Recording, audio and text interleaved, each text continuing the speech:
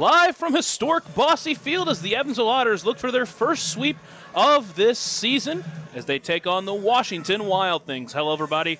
My name's Lucas Macklin alongside my partner, Riley Angel, and you're listening to the Papa John's pregame show. Papa John's is the official sponsor of the Otters pregame and postgame shows, available every game night, 20 minutes before and 10 minutes after each Otters game on the Otters Digital Network and on the Home Team Network. Speaking of the Home Team Network, they are the exclusive home of every Frontier League game this year. Check out the Home Team Network to sign up today and get a front row seat to every Otters game this year. It was a 6-3 win for the Otters last night. Some great pitching from their starter and some great offensive performances as well. Absolutely. Let's first take a look at Braden Scott. 6 innings, only allowing 1 run, and worked through 5 walks, struck out 6. He had a really nice day, and hopefully that just motivates him to move forward and have some great performances going forward in this season. We take a look at the offensive side for Evansville, and it was Keenan Taylor again. He had a 2-run home run in the 3rd inning. L.J. Jones, he went 2 for 2 in limited time, did have to come out of the game, but did have an RBI as well. And then Paven Parks with an RBI single yesterday in the 4th. Hopefully that gets him going. But overall, a really good day for Evansville, both offensively and defensively. Alex Valdez, lastly, coming in 2 innings, 3 strikeouts, and the save for him last night. Yeah, that was his first save opportunity of the year, and he took advantage. You mentioned top to bottom, just really good performance from the entire lineup. It feels like when the Otters are at their best, they're getting contributions from basically everyone in the lineup. And it's really good that they are getting those contributions right now because they are so banged up. Sometimes when you have key players go down with injuries, it's hard to get up and motivate yourself as an offense knowing that you have holes in the lineup. But right now, top to bottom, they've been playing really well, and today we'll see if they can continue to do so with now L.J. Jones out, J.T. Benson still not quite ready, and obviously David Mendham, who has been out since the first road trip of the year. Yeah, and that bench gets 1 shorter as George Khalil will get pushed to the 7-day IL. He's been dealing with an injury that he sustained over the road trip. But with that, Parker Brahms activated. He'll get the start tonight. Excited to see what he can give this Otters lineup. He's been pitching so well. He was pitching so well before he ended up dealing with that injury. And it sucks that he had to deal with that injury, but it's a good thing that it wasn't a long-term issue. And he's back here quickly with Evansville to get some huge outs for them. Before that outing against Schaumburg where he did sustain that injury, he went 6 innings against 3 Rivers, giving up 3 runs, striking out 8. That was his best performance of the year. And in the opener, he didn't give up a single run on 4 hits and 5 1/3 against Gateway. So if he can channel that and be the same guy we saw before that injury here tonight, it is going to be a lot easier for Evansville to get wins every 5 days when he's on the bump. The Evansville Otter in his 4th season with the team before that injury had a 2.86 ERA. Obviously, that injury in that game gave up 2 earned runs. Both of those were given up by Wiltsey when he came in. And you could tell he just wasn't dealing with the same kind of control. Ended up with a walk, gave up a hit as well. Only faced 3 batters. So his ERA still at 3.86, even though he gave up 2 runs and only a third of an inning. And again, he's a guy who's been so good for this team, and you expect more of the same tonight. And if he can give them 6 solid innings like Braden Scott did last night, this offense will take care of itself. This is one of those teams where the offense, they're going to go out there, they're going to give you 5-6 runs a game. That's where they're sitting right now at around 5.5. So hopefully that can continue, and if Brahms has a good night, good things will happen for the Otters. You're listening to the Papa John's pregame show. Papa John's is the official sponsor of the Otters pregame and postgame shows, available every game night, 20 minutes before and 10 minutes after each Otters game on the Otters Digital Network, Home Team Network, and now on 96.9 WYIR. We're going to take a short break. When we come back, we'll finish the postgame show with the starting lineups, talk with the pitchers, and then we'll get to first pitch. You're listening to the Otters Digital Network. Maintaining our independence becomes more and more vital as we age. Swerka and more can help you navigate this important journey by answering your questions and connecting you to free and unbiased community resources and support services. If you are seeking advice for yourself or a loved one, let Swerka be your first call. More information available at swerka.org or by calling 812-464-7800.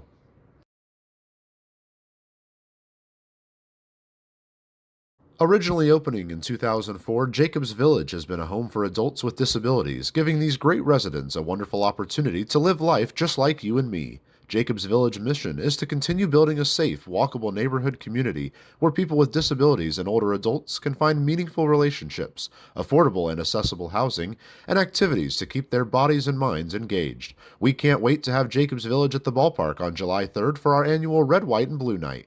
More information on this great community partner is available at jacobsvillage.org. For the last 5 years, the Evansville African American Museum and the Evansville Otters have partnered together to offer tickets at no cost for the whole family for the Juneteenth Negro Leagues Baseball Tribute. All are invited to celebrate Juneteenth with us on June 19th for the annual Salute to the Negro Leagues game. Pre-game activities start at 4:30 with first pitch scheduled for 5:05. For information on these tickets, fans can stop by the Evansville African American Museum at 579 Sandra Matthews Way in Evansville or any local Evansville-Vanderburgh Public Library. Welcome back to historic Bosse Field as the Evansville Otters take on the Washington Wild Things in their second matchup of the year. Game 1 of this series on Thursday got rained out. That one ended up being pushed to the next series they play. Last night, the Otters get a 6-3 victory, and now a chance to go for the sweep today in this Sunday 5:05 p.m. start game. Hello, everybody. My name is Lucas Macklin, alongside my partner Riley Angel, and you're listening to the Papa John's pregame show. Papa John's is the official sponsor. The Otters pregame and postgame shows available every game night, 20 minutes before and 10 minutes after each Otters game on the Otters Digital Network, Home Team Network, and on 96.9 WYIR. Home Team Network is the exclusive home of every Frontier League game this year. Check out the Home Team Network to sign up today and get on front row seat to every Otters game this year. Riley, a huge win for the Otters last night. Not only did they get the win, every other team in the Central Division lost, including Florence taking 2 losses to Mississippi in their doubleheader. Huge for them in the standings, now sitting just 2 games back of this Washington team and 2 games up on Florence, who is now 9-15 and in last place in the Central Division. Lake Erie, they haven't looked great either. They're not playing their best baseball. They're 12-12. In their last 10, they're 2-8. So this might be a perfect time for Evansville to win this one, go up to Lake Erie on Tuesday, and storm them up near the lake and have a really good weekend as Windy City comes to town next weekend. Yeah, and that'll be a game for them. Obviously, Windy City sitting at 7-20, a series that you would really like to take. Obviously, this series you would love to take, and if they get a win today, they'll get their first sweep of the season. And again, they're already 4-1 in series at home. They've proved to be a fantastic team here at Bosse Field, and hopefully they can show that today once again. It's night and day how this team performs on the road and how they perform at home. And hopefully that trend kind of breaks as we go into and get into the dog days of the summer and we kind of get our feet wet and really establish here in this Frontier League season. But, man, here at home, they almost look unbeatable. I mean, they are so good. It's so hard for other teams to come in here and win games at Bosse Field. Yeah, I mean, obviously they lost that first series to Gateway, but then you look at the teams they've beaten. They won a series against Three Rivers. They won a series against Schaumburg, against Lake Erie, and now they won their series against Mississippi last series, and now they're 1 win away from winning the series against Washington. These are tough teams they've been playing, and they've been getting these series wins, which is always huge for a team as they try to push back in the standings after they've definitely struggled on the road. And hopefully that same trend continues. And a lot of it's been the offense here at home. The offense, while playing in Bosse Field, has been so good this year, and they haven't taken a step back, even though they've been dealing with some injuries, a lot of them not being put on the IL because it's minor stuff. But we've had multiple days now where they have some really good bats out of the lineup because of it, but the offense has been able to push through that and still put together some good performances. Reminder, you're listening to the Papa John's pregame show. Papa John's is the official sponsor of every Otters pregame and postgame shows, available every game night, 20 minutes before and 10 minutes after each Otters game on the Otters Digital Network, Home Team Network, and on 96.9 WYIR. Let's take a look at these starting lineups. First, for the Wild Things, playing in center field today will be Caden Morton. Third baseman will be Tommy Caulfield. He'll be batting second. Batting third will be Tyreek Reed. He'll be DHing today. Batting fourth and playing first base will be Andrew Check. Batting fifth and playing in left field will be Walker LaGrange. Sixth will be Jeff LaCory. Batting seventh and at shortstop will be Ethan Wilder. Batting eighth and playing second base will be Cale Chatham. And batting ninth, rounding out the lineup, will be the catcher, Willie Estrada. The pitcher today for the Wild Things, Reggie Grace. a guy who has some really good stats on the year, but his last appearance against Joliet didn't look as good as he has in prior appearances. And at the beginning of the year, he looked like a world beater. He really did have some really good games early in the season, but like you said, the second time again that he faced Joliet just went 4 2/3 and gave up 4 runs on 102 pitches. Hopefully we get that guy on the mound here tonight, other than the guy who 3 starts before that gave up 1 earned run in each of those 3 starts. And he'll be facing this red-hot Otters lineup, leading it off once again. His third appearance of the year, his third time leading it off will be Ellis Schwartz in right field. Batting second once again will be Graham Brown in center field. At third and batting third will be Paven Parks. Batting fourth in the cleanup hole for the first time this year. In left field will be Keenan Taylor. Batting fifth and playing second base will be J.J. Cruz. Sixth and playing first base will be Logan Brown. DHing today will be Cone Wilbanks. He'll be batting seventh. At catcher will be Justin Felix in the 8 hole. And rounding out the lineup will be Lake Camus at 9. So a very similar lineup to what we've seen. Obviously, some players being bumped up because of the L.J. Jones injury. But Keenan Taylor, who's looked so good so far this year, and especially this week in the cleanup hole. And he deserves this. He really does. He has been so good for this Evansville team. I mean, he's batting .338, 4 homers, and OPS over 1,000. Like, he's a guy that has been getting it done and producing runs for this team, and I'm really happy to see him now in the cleanup spot. We'll take a short break and give you Zane Clodfelter for the rest of these starting lineups and their baseball buddies, and then we'll have the national anthem as we near first pitch. You're listening to the Otters Digital Network. Taylor, his baseball buddies, Jackson and Grayson. Batting fifth, the second baseman, number 17, J.J. Cruz. His baseball buddy is Clay. Batting sixth, the first baseman, number 28, Logan Brown. His baseball buddies, Luke E. and Elliot F. Batting seventh, the designated hitter, number 23, Cohen Wilbanks. Batting eighth and catching, number 5, Justin Felix. His baseball buddies, Isaac and Cooper. Batting ninth, the shortstop, number 1, Alay Camus. His baseball buddy is Carver. Pitching for the Evansville Otters, right-handed pitcher, number 13, Parker Brahms. His baseball buddy is Taft.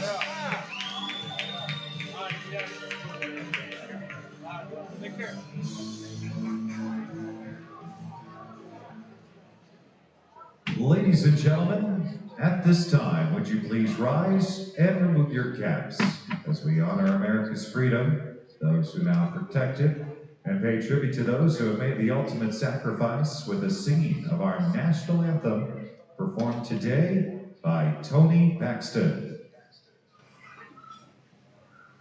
Oh, say, can you see by the dawn's early light what so proudly we hailed at the twilight's glass gleam, whose broad stripes and bright stars through the perilous fight, o'er the rampart where we watched were so gallantly streaming, and the rockets' red glare bombs bursting in air gave proof through the night that our flag was still there.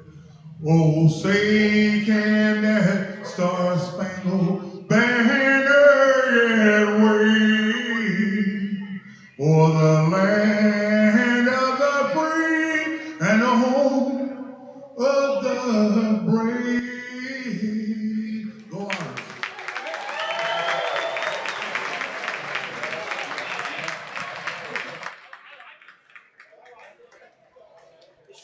Parker Brahms on the mound for the Otters. They look for the series win and the series sweep in this 2-game set between the Evansville Otters and the Washington Wild Things. Hello, everybody. I'm Lucas Macklin, alongside my partner, Riley Angel.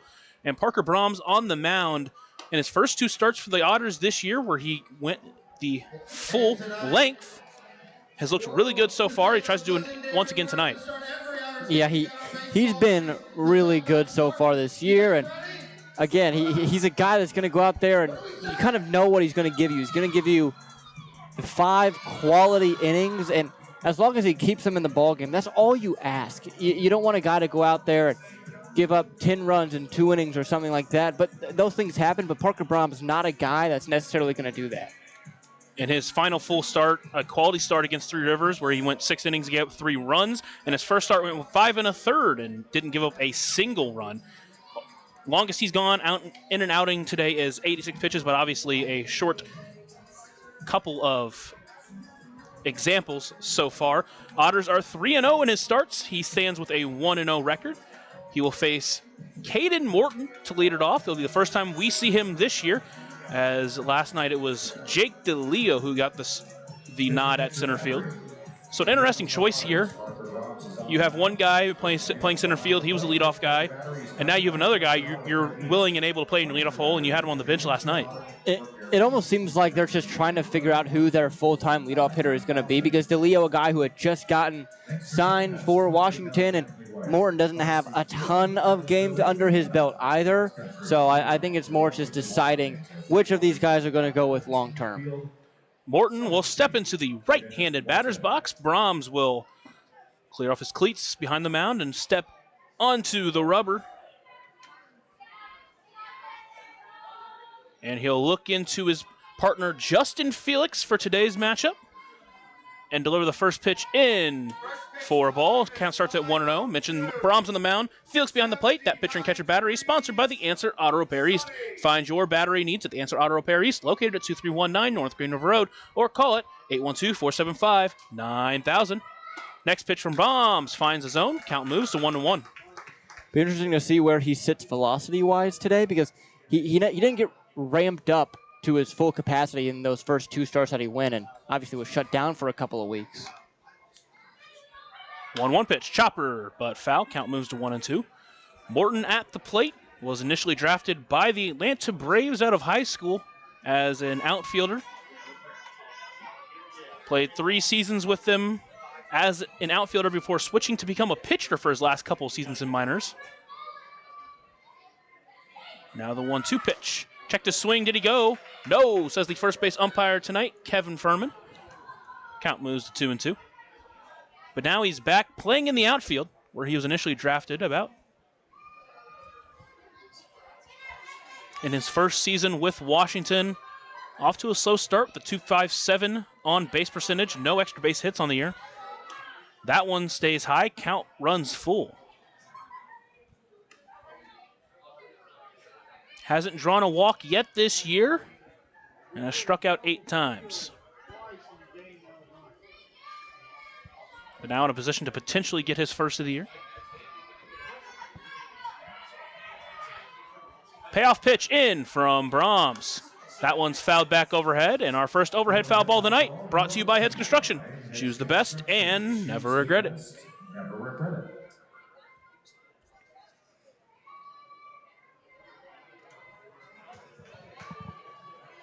Morton will stare down Brahms as Brahms comes set. Payoff pitch once again. Taken in there for strike 3, a German-American Bank strikeout, the first of the night for Parker Brahms. And with 1 away, that will lead to Tommy Caulfield. Good pitch down and in there, and just barely caught the down and in corner. Maybe a tad inside, but I like it from home plate umpire Blake McKnight. If he sets the tone early and continues with that all night, I think pitchers are going to have a good day. Now it's Caulfield in the left-handed batter's box. First pitch into him is taken for a strike. He starts behind 0-1. Caulfield went 0 for 3, but did walk a couple of times. It was his first 3 at-bats where he struck out. His next 2 at-bats ended up drawing walks. Now the 0-1 pitch. Taken for a ball. That one low. Count moves to 1-1. The Otters, the final game in the Frontier League tonight. Everyone else has already played and concluded their games, potentially 2 games if you're looking at Florence and Mississippi. That one's taken for a strike. Count moves to 1-2.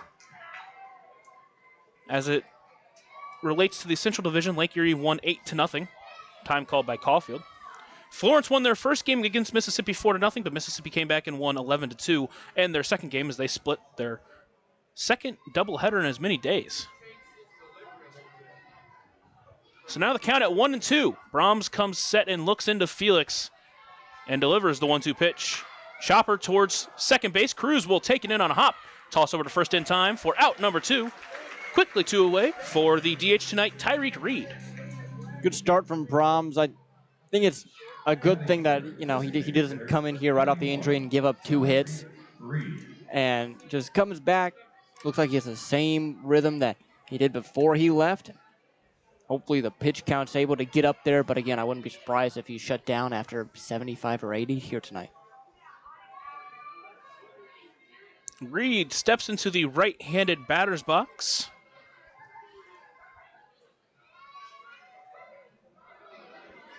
First pitch, taken low and away for ball 1. Starts behind 1-0. Reed, the first RBI of the night for the Wild Things on a bloop base hit to right field, put them ahead 1-0 at that point before the Otters responded quickly with 3 runs in the bottom half of the third. 1-0 pitch stays inside, count at 2-0.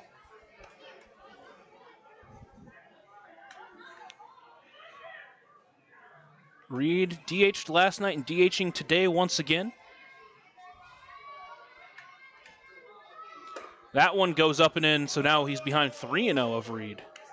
Seems like the miss for Brahms right now is up to the arm side, which is up and into a right-hander, way up and away to a lefty, especially on that fastball. Seems like that's where he's yanking it when he is missing. 3-0 pitch. That one misses, apparently. So it's a 4-pitch walk. I think everyone thought it was a strike. Reed definitely thought it was a strike. He was still sitting in the batter's box. He had to do a double take. That's a weird one, especially after the first strikeout to Morton. Gives Brahms the call on that, but then on a 3-0, and he's just trying to throw one in there and catches the top of the zone, doesn't give it to him. It's interesting. So now it's Andrew Check. Awaits the first pitch. Takes that one in there for a strike. Starts behind 0-1. Check mostly had held in check last night.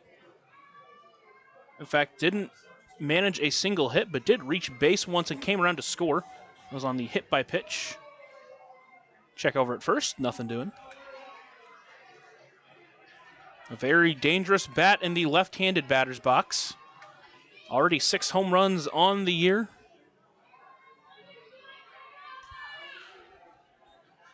Now the 0-1 pitch. Pulled the string on him. Got him swinging. He's behind 0-2. Mentioned 6 home runs, but 33 strikeouts. We talked about one of those 3 outcome type players.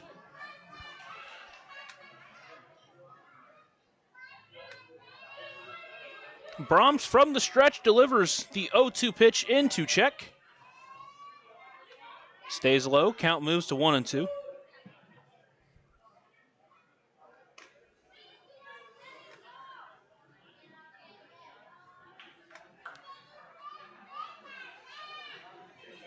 Check in third in the Frontier League in strikeouts with his 33.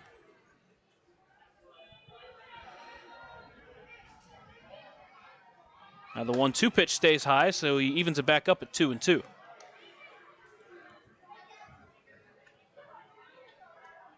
Reed over at first has not attempted a stolen base yet this year.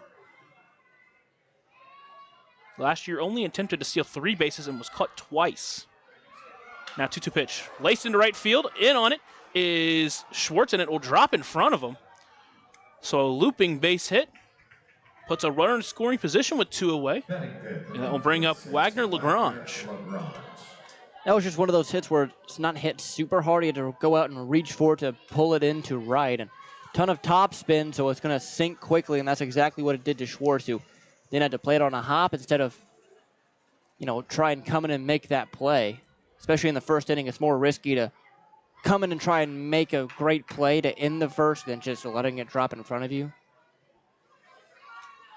It's the free swinging Lagrange as he awaits the first pitch from Brahms. Takes that one for a strike, starts behind 0-1. Lagrange only 3 walks and 90 plate appearances, but does have a .314 batting average. So a guy that loves to hit the ball. Now the count at 0-1. Bender stays high, count evens up at 1-1.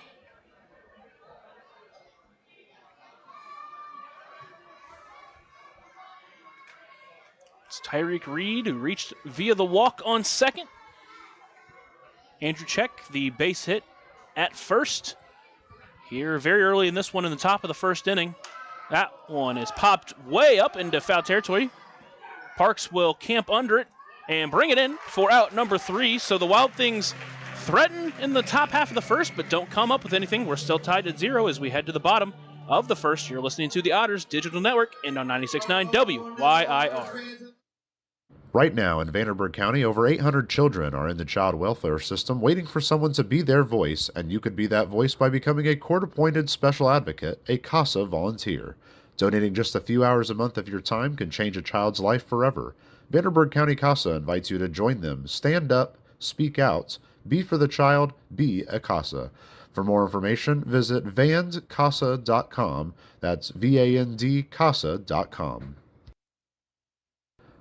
Ballet Indiana is made up of local ballet professionals, dedicated parents, and community members in order to provide unique and life-enriching experiences for hundreds of young dancers, while carrying out their mission to inspire a lifelong appreciation for dance for both our dancers and the Evansville community. More information on Ballet Indiana and information about their upcoming performances is available at balletindiana.org.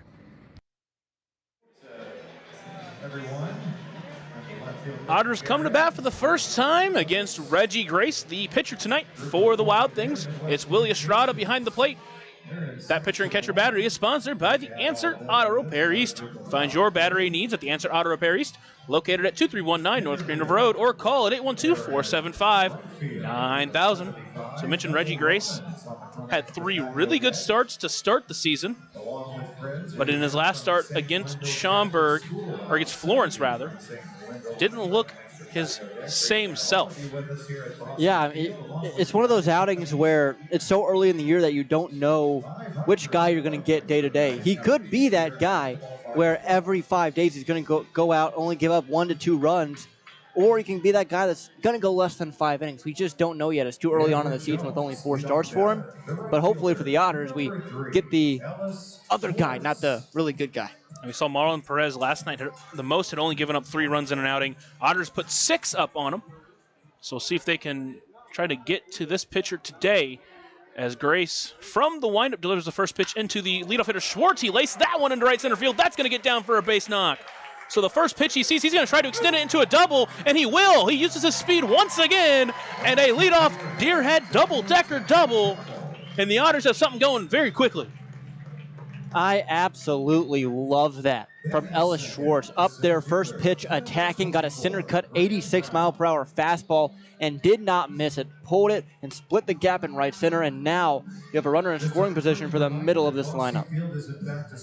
And we saw Ellis Schwartz last night go from first to home on a single, using his speed there and using his speed once again.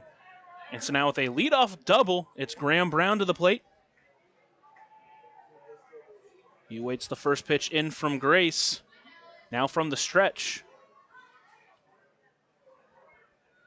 Squares on a bunt, pulls it back. That one stays high. Count moves to 1-0. It was more of a kind of bunt, trying to maybe bunt for a single for Brown. Not a guy you would typically see bunt in the sacrifice form. Now the 1-0 pitch. He takes that one for a strike. Count moves to 1-1. Now, Reggie is pretty good with runners in scoring position against him. So far this year, hitters just 3 for 19 against him when runners are in scoring position. Just 1 for 10 with 2 outs. Now the 1-1 pitch into Brown. That one's lifted high into the air into center field. It'll be Morton in on it, and we'll bring it in for out number 1. Schwartz will stay at second. And so, quick out there will lead to Pavin Parks. Batting third, the third baseman, number 11, Pavin Parks. Grace, in his first season of independent baseball, spent his first 6 seasons with the Minnesota Twins after being drafted in the 10th round of the 2018 MLB draft. So far, a 2.91 ERA on the season.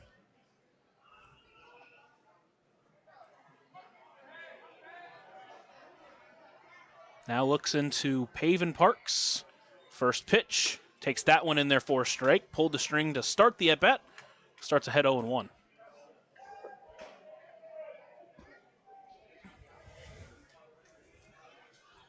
Parks last night drew a walk, also an RBI single. Now awaits the 0-1 pitch. Lifts that one high into right field. LaCourrier is on his way back to the track, to the wall. He can only watch as Parks hits his first home run of the year and puts the Otters on top quickly here, 2-0 in this first inning.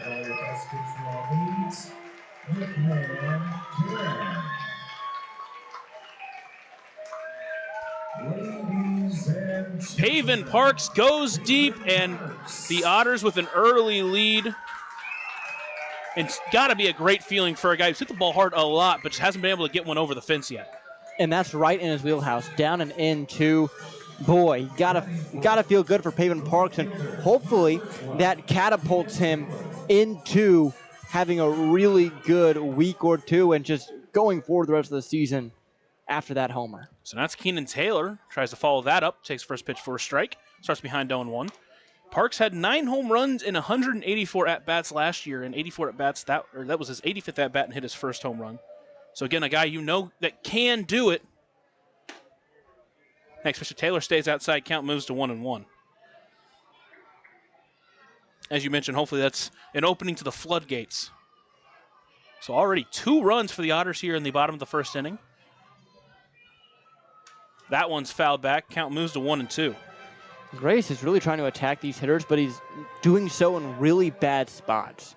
When he's missing middle of the plate. And when you're living in the high 80s and mid 70s with your breaking ball, you're not going to blow it by guys. And if they're ready for it, bad things are going to happen. Pulled the string on Taylor there and got him swinging. So gets back after that home run, gets an out. And so with 2 away, it will lead to J.J. Cruz. Batting fifth, the second baseman, number 17, J.J. Cruz. Mentioned that Cruz has really been a fantastic hitter all around this Otters lineup. Batting in the 5-hole tonight. First pitch taken outside. Count moves to 1-0. And again, without guys like L.J. Jones and J.T. Benson, some of these guys moving further up than they normally would be in the lineup. Next pitch to Cruz stays low. Count moves to 2-0. Cruz enters the game with a team-high 16-game on-base streak. So he tries to extend that one here. Watches that one inside, and the count now at 3-0. And now the velocity is starting to pump up a little bit for Grace after those first couple of batters. He was sitting around 86. That one at 90. 3-0 pitch taken on the outside corner for a strike. Count back at 3-1. Seen a couple of times now, home plate umpire Blake McKnight give a little bit of leeway on that outside edge. That one ripped right towards the first baseman check. He will bring it in for out number 3. So the Otters get a couple on a Pavin Parks home run. They lead 2-0 as we head to the second. You're listening to the Otters Digital Network and on 96.9 WYIR.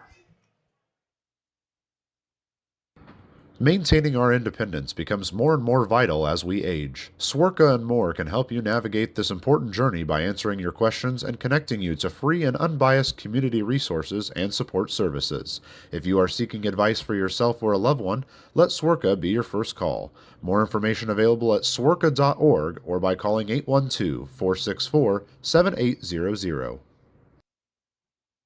Originally opening in 2004, Jacobs Village has been a home for adults with disabilities, giving these great residents a wonderful opportunity to live life just like you and me. Jacobs Village mission is to continue building a safe, walkable neighborhood community where people with disabilities and older adults can find meaningful relationships, affordable and accessible housing, and activities to keep their bodies and minds engaged. We can't wait to have Jacobs Village at the ballpark on July 3rd for our annual Red, White, and Blue Night. More information on this great community partner is available at jacobsvillage.org.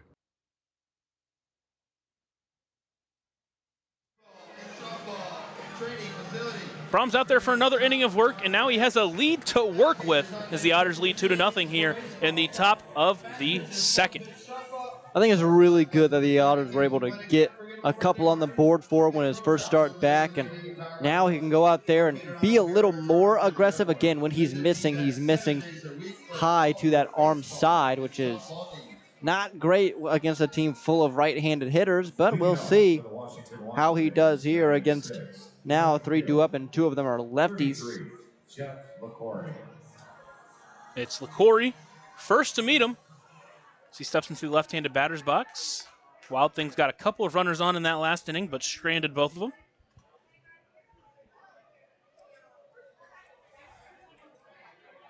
First pitch, taken outside for a ball. Starts behind 1-0. LaCorey walked 3 times last night. Was also hit by a pitch. Now the 1-0 pitch fouled back. Count moves to 1-1. Again, a guy who has hit the ball really well as of late. Has the last 3 home runs for the Wild Things coming into this game.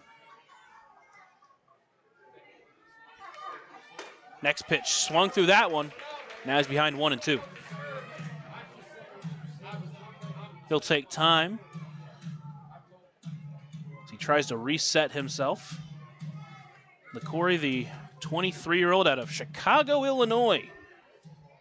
Played at Florida International in his final year of collegiate baseball.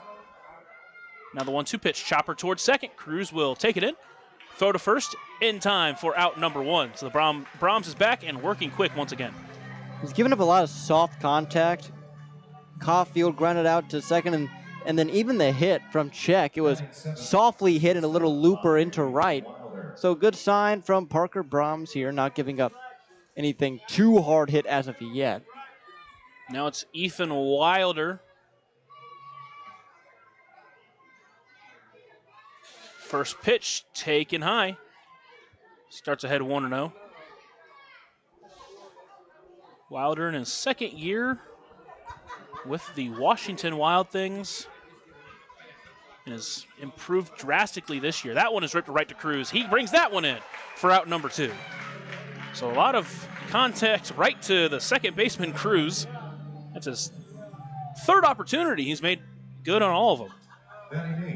Yeah, they're definitely pitching to that side. That's for sure.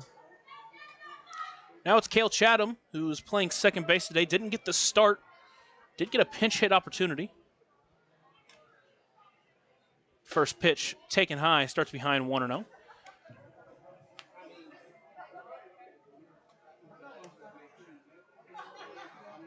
Chatham came up in the 8th in a big opportunity and struck out in his lone appearance in this series. 1-0 pitch misses. Just inside, count moves to 2-0.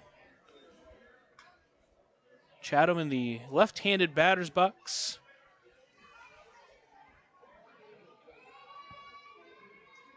Nine hits in 34 at-bats.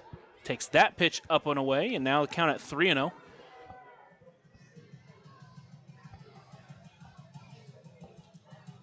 He's looking for his first walk on the season. Now the 3-0 pitch. That one goes high, and there it is. A 4-pitch walk, and with 2 away, once again, there's a runner on. And again, it's up and away to those left-handed hitters is where he's missing 2 right now, and hopefully he can work through it, make the adjustment here in the next couple of innings, or hopefully to this next batter in Estrada.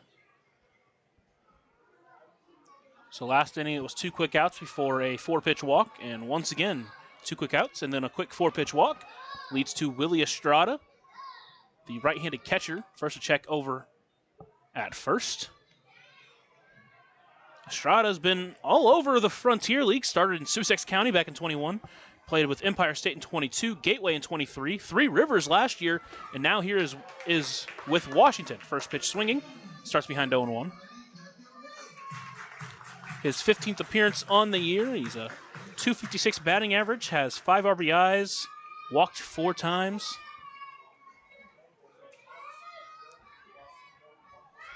Now the 0-1 pitch lifted into the air into center field. Brown is going to have to try to chase in on it quickly, and it's going to drop in front of him. He's going to throw it over to third, and it's going to be a little bit to the left, and not in time. And so now there will be runners on the corners with 2 away for the leadoff hitter, Caden Morton. Bad read there from Graham Brown. He broke out on it first, couldn't see it very well off the bat, and then had to come in real quickly, just not quite quick enough to make the play. And the throw beat him. It was just a little offline, and able to slide in there safely with Chatham to third. So once again, the Wild Things are threatening. Very similar innings. 2 quick outs, 4 pitch walks, and then a couple of looping singles. Now with runners on the corners and 2 away, it's Caden Morton who struck out his first at-bat. First pitch taken for a strike, starts behind 0-1. That was Morton's 9th strikeout on the year and 34 at-bats. Came out on the day with a .242 batting average. Now the 0-1 pitch in from Brahms. Chopper towards third, but it's going to go foul. Quickly, he's behind 0-2.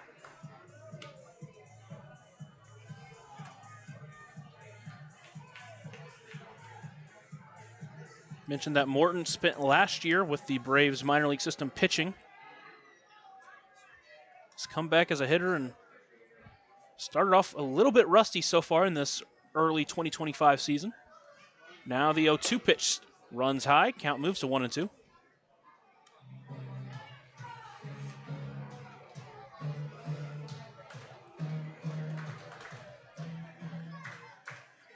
Otters lead 2-0 here early in this one, top of the second inning.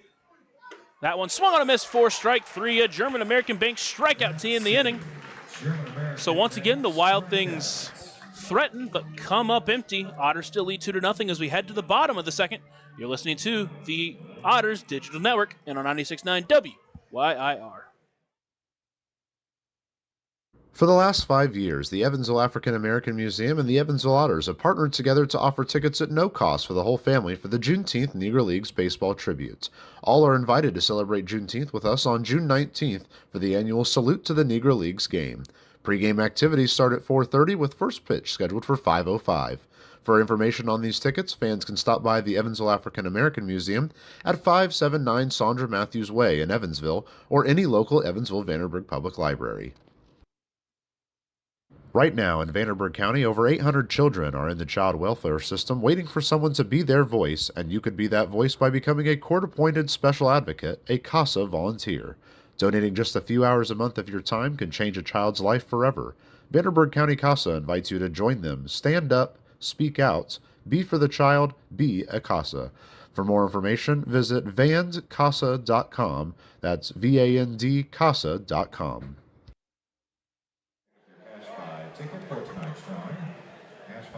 It'll be Logan Brown to lead it off here in the bottom of the second inning for the Otters. They lead 2-0 against Reggie Grace, who came in, mentioned his first 3 starts had looked really good, but his last start against Florence not nearly as good, and he's already given up a couple of runs as the Otters try to extend that 2-0 lead.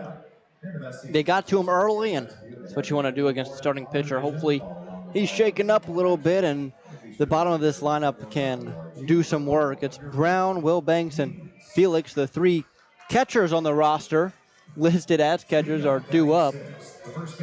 One's a first baseman tonight, one's a DH, one is their listed position as catcher. So Logan Brown, the left-handed hitting first baseman tonight, steps in on this beautiful Sunday afternoon, evening baseball. First pitch taken inside, count moves to 1-0.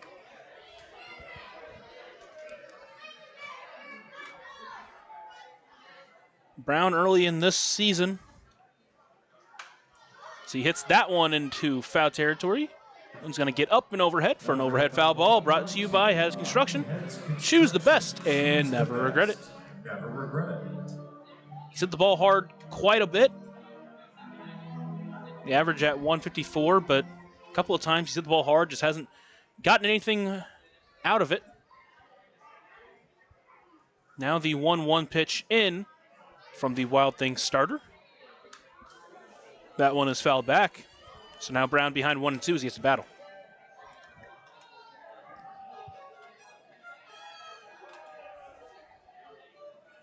Brown, a couple of hits and a couple of walks in his 4 games so far. 1-2 pitch, pulled the string, got him swinging. So the Otters, a quick out number 1, will lead to the DH today, Cohen Wilbanks. Really good breaking ball there from Grace. Pitched it perfectly on the back foot of Brown, and sometimes you just got to tip your cap. Good pitch there. As Wilbanks steps in, we've talked a lot about Wilbanks and his ability just to get on base. A .450 on base percentage coming into this one as he takes that pitch high for ball 1.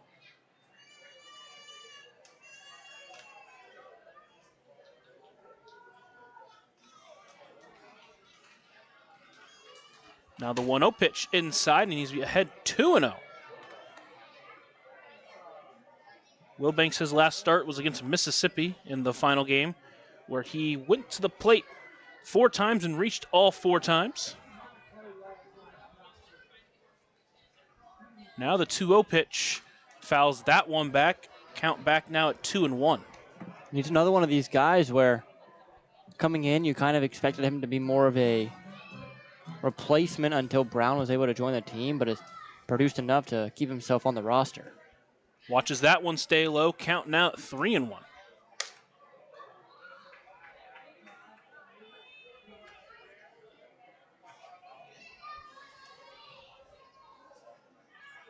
(3-1) pitch ripped up the middle for a base hit.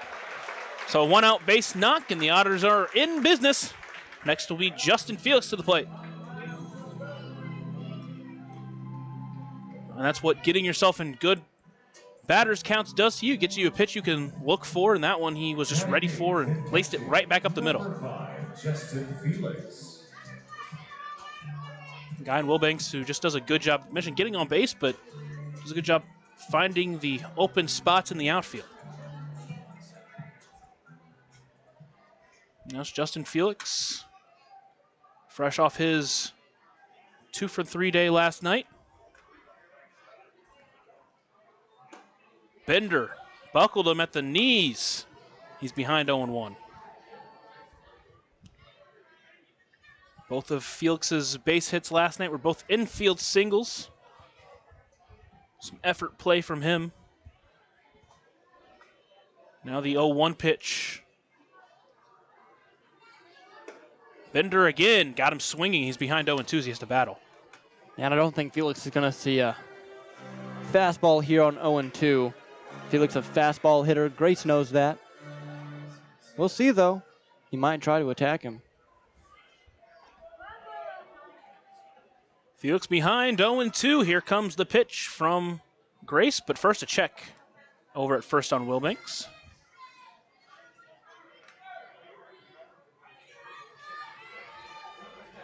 Wilbanks does have a stolen base on the year, but not a traditional stolen base threat. Now the 0-2 pitch. Bender, did he go? No, says first base umpire Kevin Furman. So Felix stays alive, count at 1-2.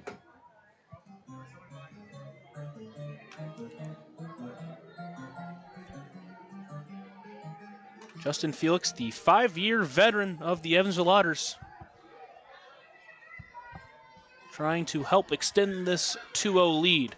Swings through that one for strike 3. So as you mentioned, not a single fastball in that at-bat. And now with 2 away, it'll be to Alay Camus to extend this inning. And that's just smart pitching there from Grace. He didn't get behind in the count once. There's never a point in that at-bat where he needed to throw him a fastball, and he knew that and executed the game plan perfectly. First pitch Taken outside, and Camus starts ahead 1-0. Camus in his first season of Frontier League Baseball, still at the young age of 21 years old. Trying to help this Otters team now at the bottom of the lineup. Grace holds and checks over on Wilbanks at first. Just more of a check over to keep him honest. Now the 1-0 pitch into Camus. Lifted high into the air into left field. Lagrange on his way back. He's going to go all the way to the track to bring it in. So allowed out number 3. The Otters strand 1. They still lead 2-0 as we head to the third. You're listening to the Otters Digital Network and on 96.9 WYIR. Ballet Indiana is made up of local ballet professionals, dedicated parents, and community members in order to provide unique and life-enriching experiences for hundreds of young dancers, while carrying out their mission to inspire a lifelong appreciation for dance for both our dancers and the Evansville community. More information on Ballet Indiana and information about their upcoming performances is available at balletindiana.org. Maintaining our independence becomes more and more vital as we age. Swerka and More can help you navigate this important journey by answering your questions and connecting you to free and unbiased community resources and support services. If you are seeking advice for yourself or a loved one, let Swerka be your first call. More information available at swerka.org or by calling 812-464-7800.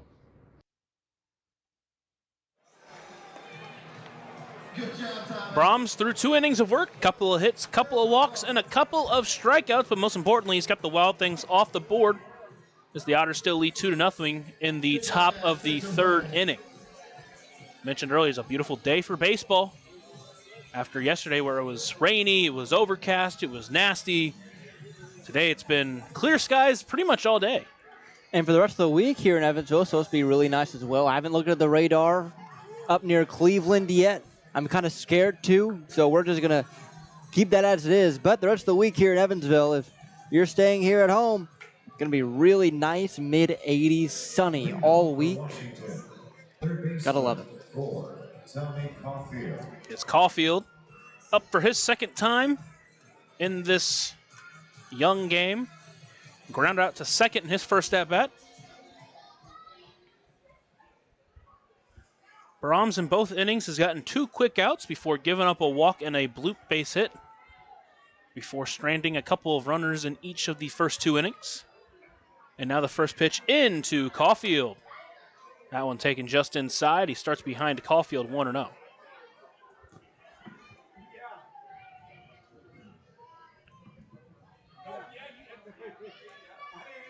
Brahms looks in, now delivers the 1-0 pitch. Lifted high into the air into center field. Brown, trying to shield his eyes from the sun, will look to get under and will, and bring it in for out number 1. Man, that sun must be brutal out there in center field if you have outfielders at this level looking like that. I mean, again, Graham had to shield his eyes and make sure he was under that ball, and took a weird route to it, but that's what's going to happen when you can't find it directly off the bat. All that matters is that the out was made, but be aware of that the rest of this game, especially as the sun begins to get lower in the sky. Now it's Tyreek Reed stepping into the right-handed batter's box. First pitch taken for a strike, starts behind 0-1. Reed drew his 19th walk of the season. Last year only walked 27 times, already up to 19 on the year. 0-1 pitch into Reed. That one finds his zone, and he's ahead 0-2 very quickly. Reed was the victim of a very impressive Otters double play last night. Camus with the snag, the throw over to second for 1, over to first for the double play. 0-2 pitch, just misses outside, count moves to 1-2. Not that he didn't hit the ball hard, it was like 105 off the bat. It was a tough play for Camus, but a fantastic snag and one that could have changed, kind of altered the trajectory of the game. Now the 1-2 pitch. Fouls that one off as he stays alive. Mentioned the Wild Things stranded 13 runners. That is the most the Otters have stranded all year. Or have forced their opponents to strand, that is. Now the 1-2 pitch. Up and in. Almost got him, but he bends out of the way. Count moves to 2-2. Again, that's where he's missing tonight. So as a hitter, you have to be aware of that when Brahms is missing, if you're a righty, it's going to be up and in. 2-2 count into Reed. Lifts that one high into the air towards right field. Cruz is running out. Schwartz is running in, and Schwartz will get under and bring it in for out number 2.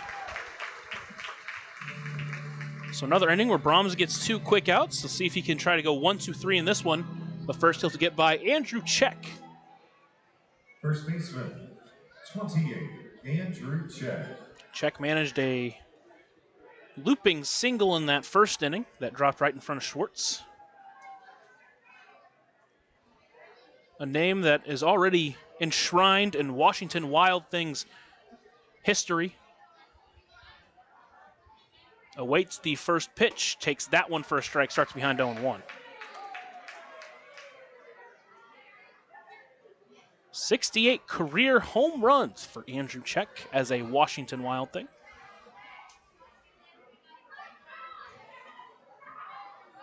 Oh, 1 pitch, checked his swing and didn't go, and count moves to 1-1. They'll check down to third now. A late check, but still a ball. Check had 21 long bombs in 23, 18 last year, already 6 in this early season. Watches that pitch on the inside, count moves to 2-1. Even though he has a 200 batting average, a 432 slugging, so guy, when he hits the ball hard.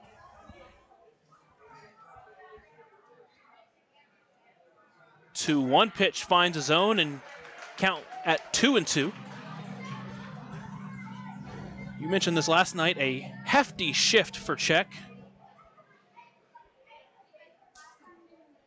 Brown about as far right as he can go, as far as he can be close to the foul line. Cruz with his ankles on the grass. Now that one's lifted high into the air into center field. It will be Brown who will find his way under it for out number 3. So Brahms goes 1-2-3 in the third. Otters go to the bottom half, still leading 2-0. You're listening to the Otters Digital Network and on 96.9 WYIR. Originally opening in 2004, Jacobs Village has been a home for adults with disabilities, giving these great residents a wonderful opportunity to live life just like you and me. Jacobs Village mission is to continue building a safe, walkable neighborhood community where people with disabilities and older adults can find meaningful relationships, affordable and accessible housing, and activities to keep their bodies and minds engaged. We can't wait to have Jacobs Village at the ballpark on July 3rd for our annual Red, White, and Blue Night. More information on this great community partner is available at jacobsvillage.org. For the last 5 years, the Evansville African American Museum and the Evansville Otters have partnered together to offer tickets at no cost for the whole family for the Juneteenth Negro Leagues Baseball Tribute. All are invited to celebrate Juneteenth with us on June 19th for the annual Salute to the Negro Leagues game. Pre-game activities start at 4:30 with first pitch scheduled for 5:05. For information on these tickets, fans can stop by the Evansville African American Museum at 579 Sandra Matthews Way in Evansville or any local Evansville Vanderburgh Public Library.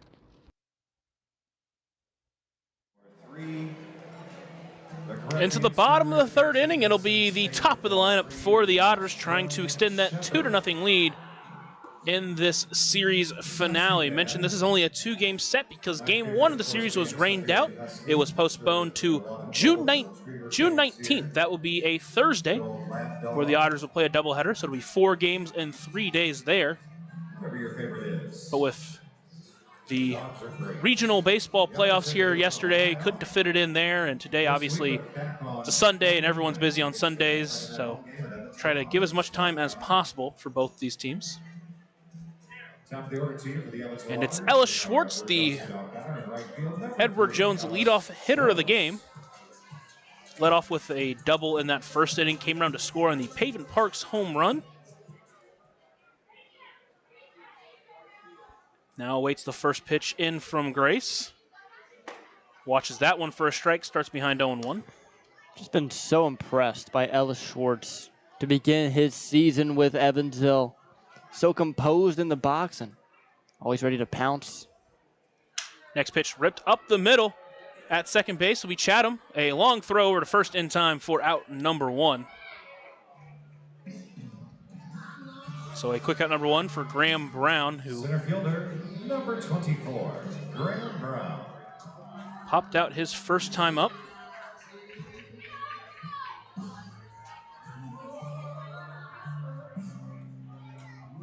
Brown has been so good for the Otters, a .578 slugging coming into this one. First pitch in there for a strike as Brown stepped out, trying to argue he wasn't looking at the pitcher yet. Nothing called there. Count now at 0-1. 0-1 pitch. Another bender in there, and Brown's going to be behind 0-2. Now he's going to call time.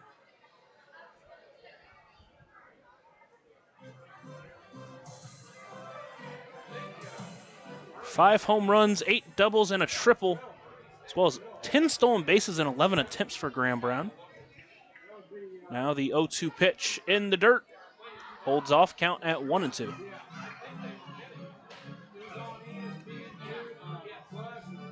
He also has scored 27 runs for the Otters. Now the 1-2 pitch.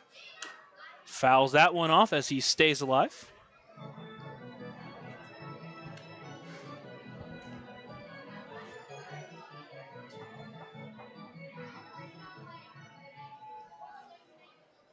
Count still at 1-2. Grace from the windup will deliver. That one's lifted in the air to center. Morton will try to find the ball. Looks like he has some trouble, but will find it eventually and bring it in for out number 2. It's a real weak fly ball, too, to medium deep center field. Graham Brown getting tied up on the up and in fastball, jammed himself, and out to Morton, who did struggle with it. Looked very similar to the play in which the base hit dropped in front of Graham Brown earlier in this game, but Morton was able to find it last second, and Brown hit it hard enough to where it wasn't in that no man's land kind of in shallow center. Now it's Pavin Parks. He awaits the first pitch. Watches that one stay just inside. Count moves to 1-0. Hit his first home run of the year in the first inning. That's the difference so far as the Otters lead 2-0 in the bottom of the third. That one stays outside. Count quickly at 2-0. And you wonder if Grace, knowing that Pavin Parks already hit a home run off of him, don't want to accidentally give something for him to go deep again. Now the 2-0 pitch. That one stays high, so Parks ahead 3-0. Especially with 2 outs, you don't want to attack a guy that's already done damage on you. Just try and nibble a little bit. He's missed his spots, which is why he's down 3-0 and hasn't gotten a swing yet. Now the 3-0 pitch runs inside, so a 4-pitch walk will extend the inning to Keenan Taylor, a Deerhead sidewalk cafe and bar. And extending the inning to this guy, man, it's a double-edged sword, right? Because Pavin Parks, has the potential to be so good, but has struggled in his homer today. But Keenan Taylor is a known commodity now around the Frontier League, especially in 2-out situations. Taylor awaits the first pitch. That one finds his own. He starts behind 0-1. You mentioned it, 11 2-out RBIs for Keenan Taylor. Loves to come up big for this Otters squad.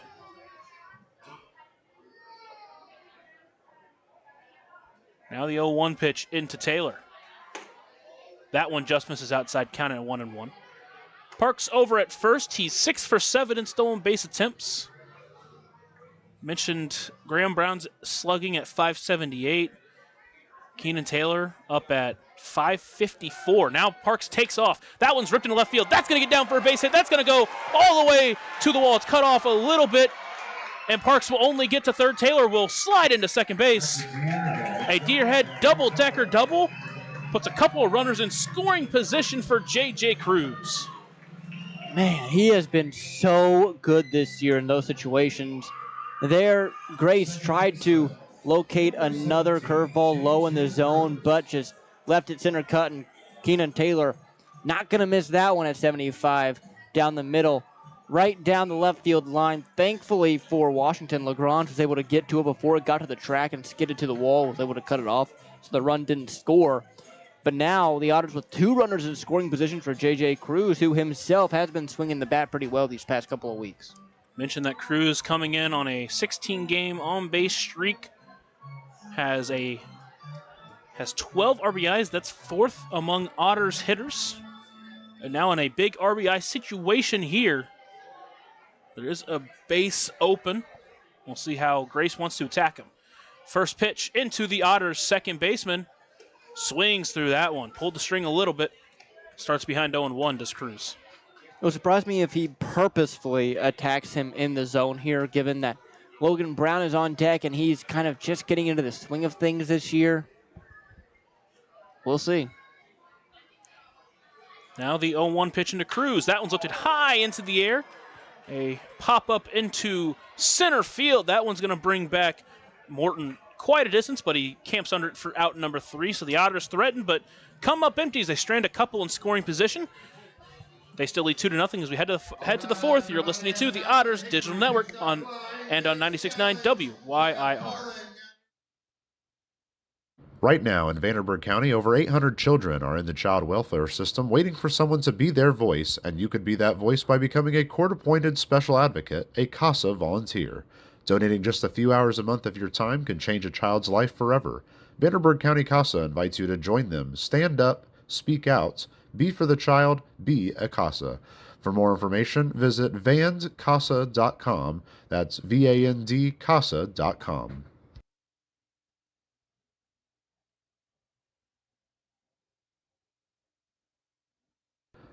Ballet Indiana is made up of local ballet professionals, dedicated parents, and community members in order to provide unique and life-enriching experiences for hundreds of young dancers, while carrying out their mission to inspire a lifelong appreciation for dance for both our dancers and the Evansville community.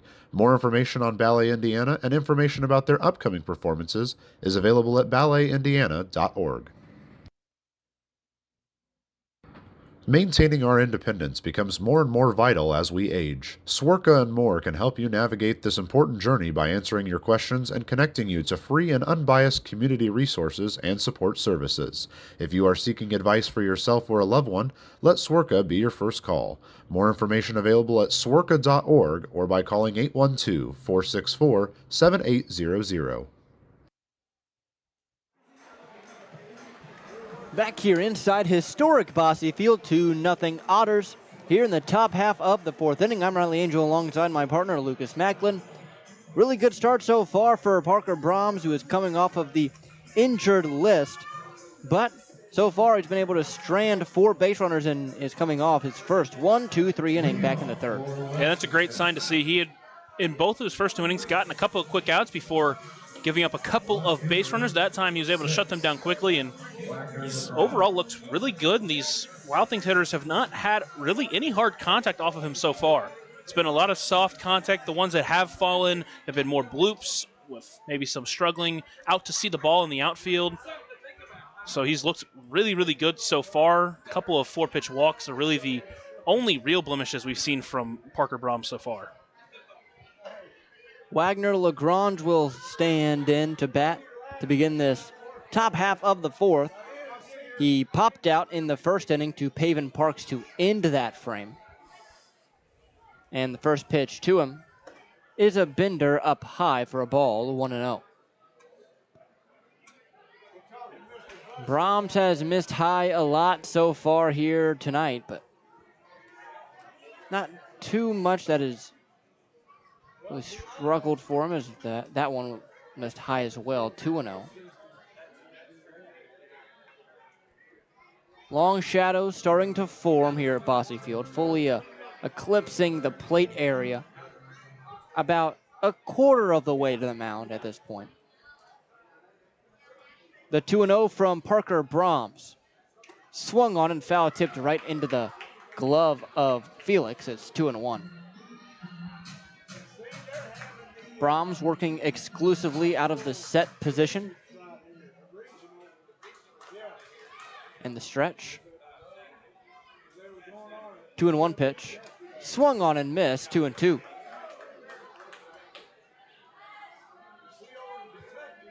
Infield straight up, same with the outfield, wind blowing straight back to center field. Brahms sets the 2-2. Inside, 3-2. Evansville would really like to get this one. Would put them just one game back of Washington. And Lake Erie, who won today. The 3-2 pitch. Swung on, jam shot, fly ball into left field. Down the line, racing to it, Taylor makes the catch for the first out. And Taylor had to go a long way for that one, as that one was inching on the third base foul line. Good break for him and able to get to it in time for a big first out. Brings up Jeff LaCory. Tell you what, one interesting thing about this lineup construction for Washington, they have 3 guys in a row hitting over 300, 5, 6, and 7 in the order. It's the first pitch to LaCory is low, 1-0. LaCory, the middle of those 3, batting .321 coming into today.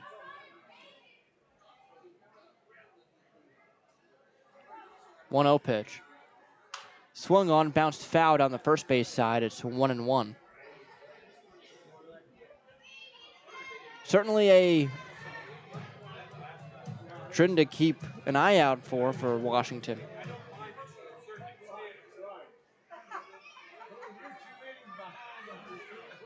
One pitch. Swung on, grounded hard to Cruz, who fields at second, throws to first for the out. 2 away.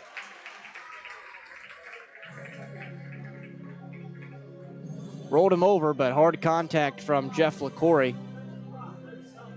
Now Ethan Wilder, the Wild Things shortstop, stands in. Ethan Wilder. He's leading this team in batting average, .357, 13 ribbies, .867 the OPS. He's also drawn 15 walks on the year. First pitch. Binder in there at the letters. It's 0-1. Outfield straight up. Same with the infield. No shift on Wilder. The 0-1. Swung on, popped in the air, down the right side, and foul. That's going to be an overhead foul ball, brought to you by Heads Construction. Choose the best, never regret it. So 0-2, Brahms up on Wilder. Trying to get a second straight, 3 up, 3 down. Sets, fires. Swung on, and little blooper in foul territory towards the first base dugout. We'll do it again at 1-2.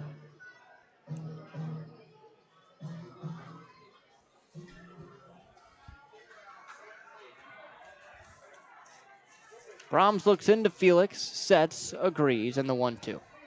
Swung on and missed, strike 3. Parker Brahms looking good here in these last 2. He has sent down 7 in a row. We go to the bottom half of 4-2 Otters on 96.9 WYIR on the Otters Digital Network. Originally opening in 2004, Jacobs Village has been a home for adults with disabilities, giving these great residents a wonderful opportunity to live life just like you and me. Jacobs Village mission is to continue building a safe, walkable neighborhood community where people with disabilities and older adults can find meaningful relationships, affordable and accessible housing, and activities to keep their bodies and minds engaged. We can't wait to have Jacobs Village at the ballpark on July 3rd for our annual Red, White, and Blue Night. More information on this great community partner is available at jacobsvillage.org. For the last 5 years, the Evansville African American Museum and the Evansville Otters have partnered together to offer tickets at no cost for the whole family for the Juneteenth Negro Leagues Baseball Tribute. All are invited to celebrate Juneteenth with us on June 19th for the annual Salute to the Negro Leagues game. Pre-game activities start at 4:30 with first pitch scheduled for 5:05. For information on these tickets, fans can stop by the Evansville African American Museum at 579 Sandra Matthews Way in Evansville or any local Evansville-Vanderburgh Public Library.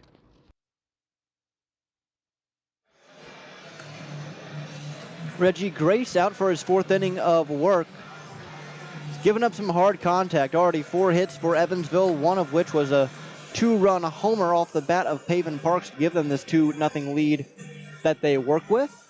See how he does here in this 4th inning against the bottom third. The Otters have managed to get on base each inning and at least force him into the stretch and force him to work, but only a couple runs through, and you know this is a team that can score more, and hopefully they can, just to give Brahms a little bit more insurance. Logan Brown stands in and will lead it off here in this 4th inning. Struck out in the 2nd frame in his first at-bat. And the first pitch to him is swung on and popped up foul and overhead. That overhead foul ball brought to you by Heads Construction. Choose the best, never regret it. Ball gets away from Reggie Grace. He'll get him a new one. 0-1 the count. Brown, left-handed hitter. Grace looks in, begins his wind after a shake and a deep breath, the pitch. Missed a low, 1-1.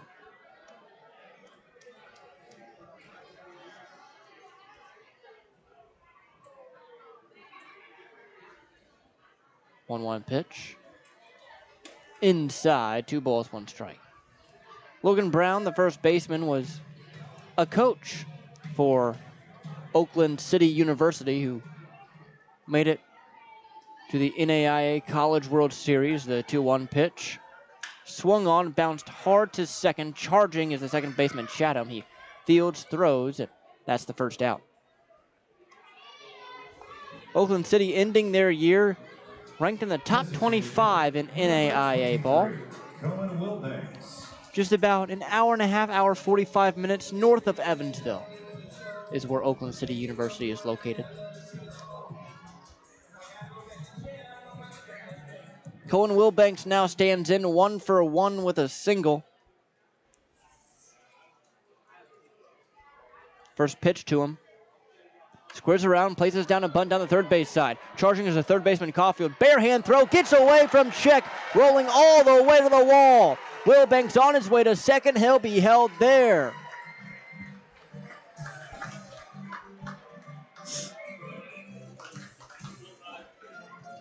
So that's going to be an error on Caulfield.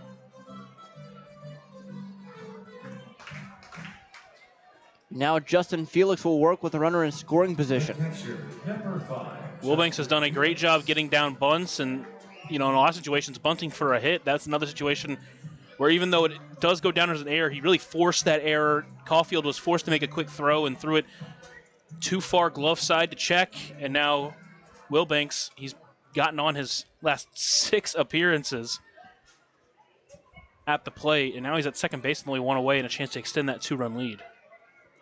First pitch to Justin Felix is swung on and missed on a middle-end fastball, 0-1. And those are the types of first pitches Felix likes to attack, a fastball in the zone, a chance to try to do some damage, but came up empty on that one. The 0-1 pitch to Justin Felix, the Otters backstop, is taken in there for a strike on the curve, 0-2.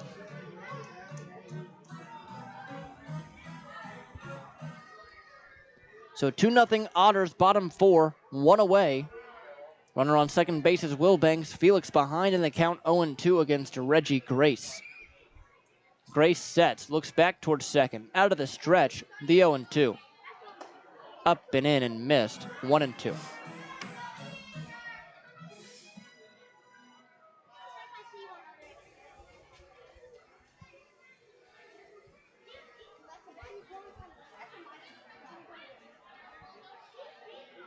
Felix trying to come through with a runner in scoring position. The pitch, never mind, as a step off from Grace. Stare down, back to second, forces Wilbanks to get back. And will wait a little longer for the 1-2.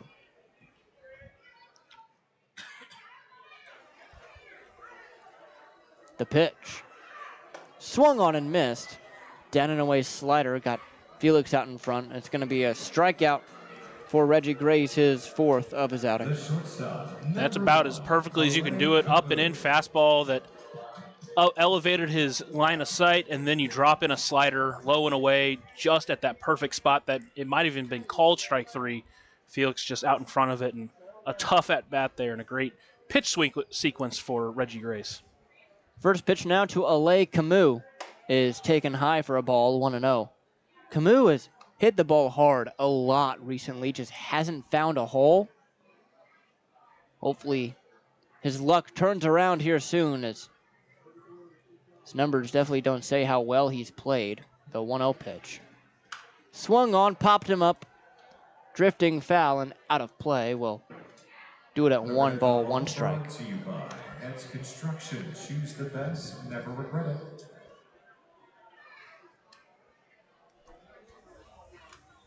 So Will Banks still standing 180 feet away at second. Good Sunday crowd here this evening for the Otters. As the 1-1 from Reggie Grace is swung on and bounced foul, it'll be 1-2.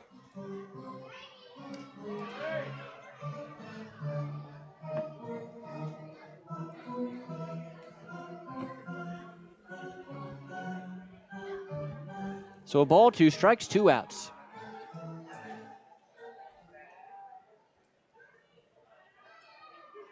Otters looking for their 3rd run of the night here.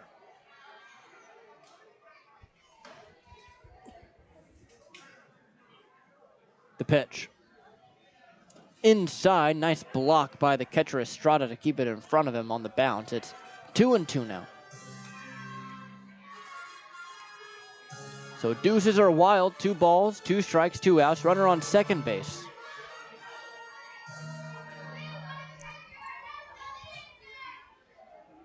Grace looks in and sets, hands belt high. The pitch. Swung on, bounced to second. Chatham Fields throws to first in time for the 3rd out. So the Otters once again get some traffic, but leave him over at second base after the error. We go to the top of the 5th, 2-0 Evansville here on 96.9 WIR on the Otters Digital Network. Right now in Vanderburgh County, over 800 children are in the child welfare system waiting for someone to be their voice, and you could be that voice by becoming a court-appointed special advocate, a CASA volunteer. Donating just a few hours a month of your time can change a child's life forever. Vanderburgh County CASA invites you to join them. Stand up, speak out, be for the child, be a CASA. For more information, visit vandcasa.com. That's VAND CASA.com.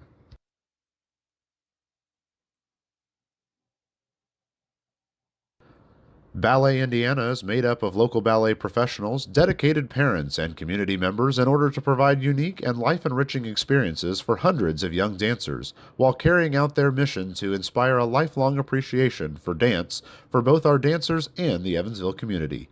More information on Ballet Indiana and information about their upcoming performances is available at balletindiana.org.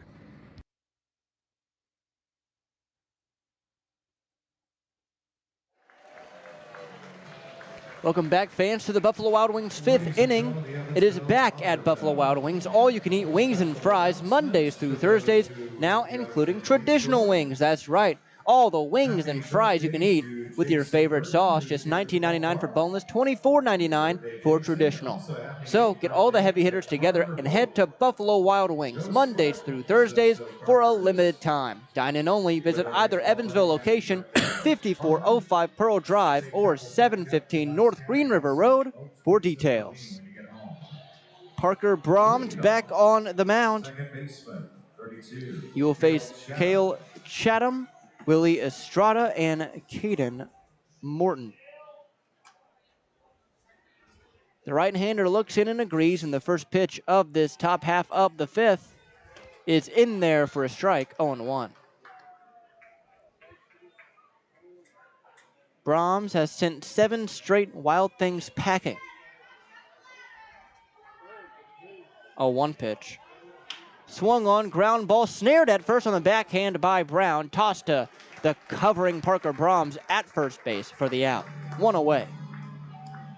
And what a read there by Logan Brown. The bouncing we've talked about it a lot. It can be really difficult to read the bounces here at Bossy Field, but did a great job bringing it in, knowing he had time to make sure he did at least stop it. And then Parker Brahms did great to cover first there, to toss to first for an easy out number 1. So it'll be Willie Estrada. 1 for 1, a single back in the second. The right-handed hitter digs in. Tall stance for him as the first pitch is a bender up and in, just catching the zone. Count 0-1.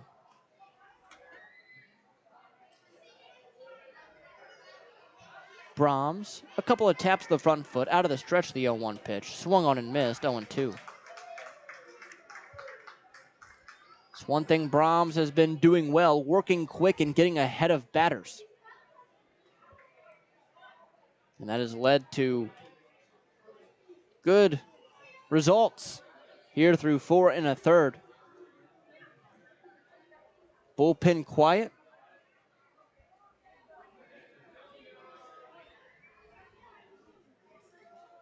Brahms looks in and sets. Hands chest high and fires. High will do it at 1-2. Infield with a slight pull shift to Estrada. Shortstop Camus playing a little farther left than what he usually would on the left side of the infield. The 1-2. Swung on, grounded, fielded by Parks, but he dropped it off the heel, and that's going to be the first base runner of the 5th inning here for Washington, their first base runner since the 2nd inning. 17, Caden Morton. That one was forcing Parks to his left. It would have been a tough throw over to first, but got to be able to field it cleanly first, and he just wasn't able to do that. That's going to be an error on Pavin.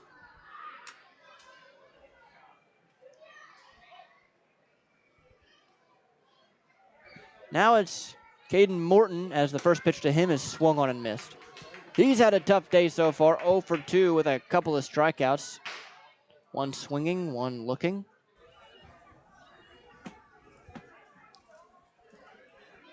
Infield double play depth.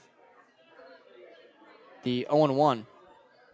Swung on, high fly ball, deep left field, back on it, Taylor, goodbye.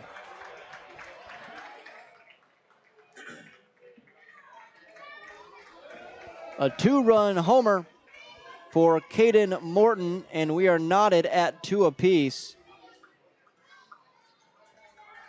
Morton, his first homer of the year, ties this ball game up here in the 5th. And you're grooving as Brahms. You're out there, you get a quick first out, and then all of a sudden the runner reaches via the air and just leave an off-speed pitch middle. And even though Morton, not a guy who hits a ton of home runs, it's his first of the season.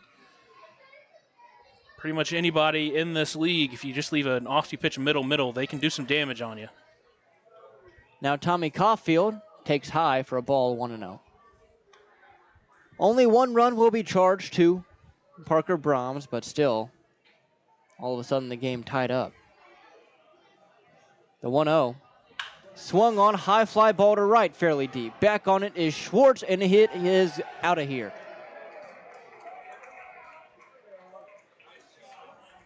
Back-to-back jacks for the Washington Wild Things, and boy, oh boy, has this game been turned on its head. 3-2 Washington here in the 5th. Designated hitter, 31, Tyree. Tried to sneak that 1-0 fastball past Caulfield, but Caulfield was ready for it, sat on it, 105 off the bat, and now all of a sudden Otters got to work from behind. Now it's Tyreek Reed. He has 5 homers on the year, 27 RBI, real power threat. First pitch to him is down and away for a ball. It's 1-0.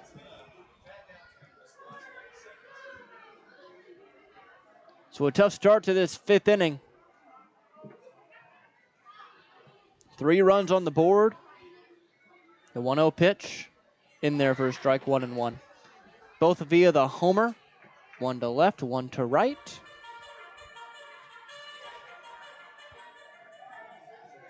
Brahms looks in. Sets. The 1-1. down and away for a ball. 2-1.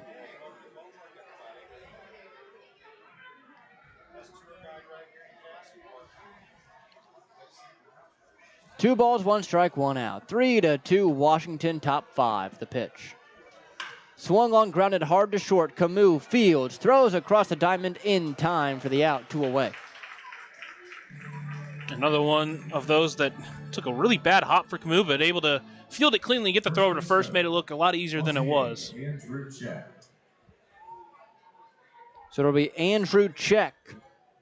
Singled in the first, flew out in the third. He's 1 for 2.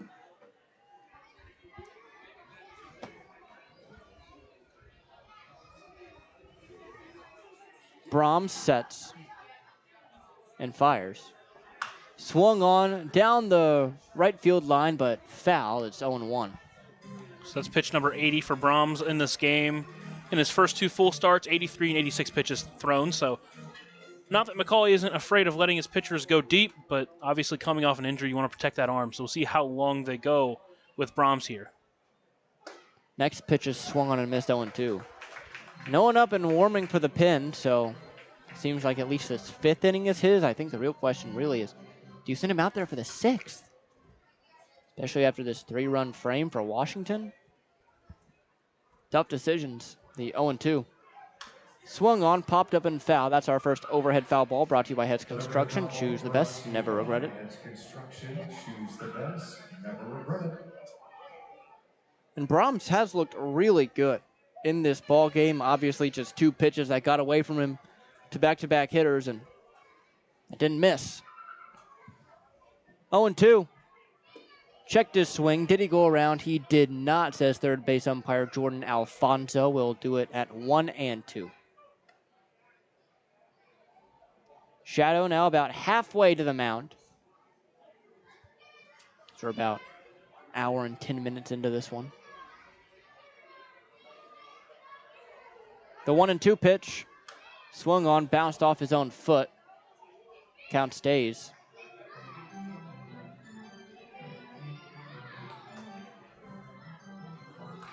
So a ball, 2 strikes, 2 outs. 3-2 Washington. 3 runs here in this top of the 5th on back-to-back homers. Only 2 of which will be charged to Parker Brahms because of an error over at third base to get Estrada on. The 1-2. Swung on, bounced softly down the first baseline and foul. So Jack battling well here against Brahms as the 5th inning for Brahms hopefully comes to a close soon.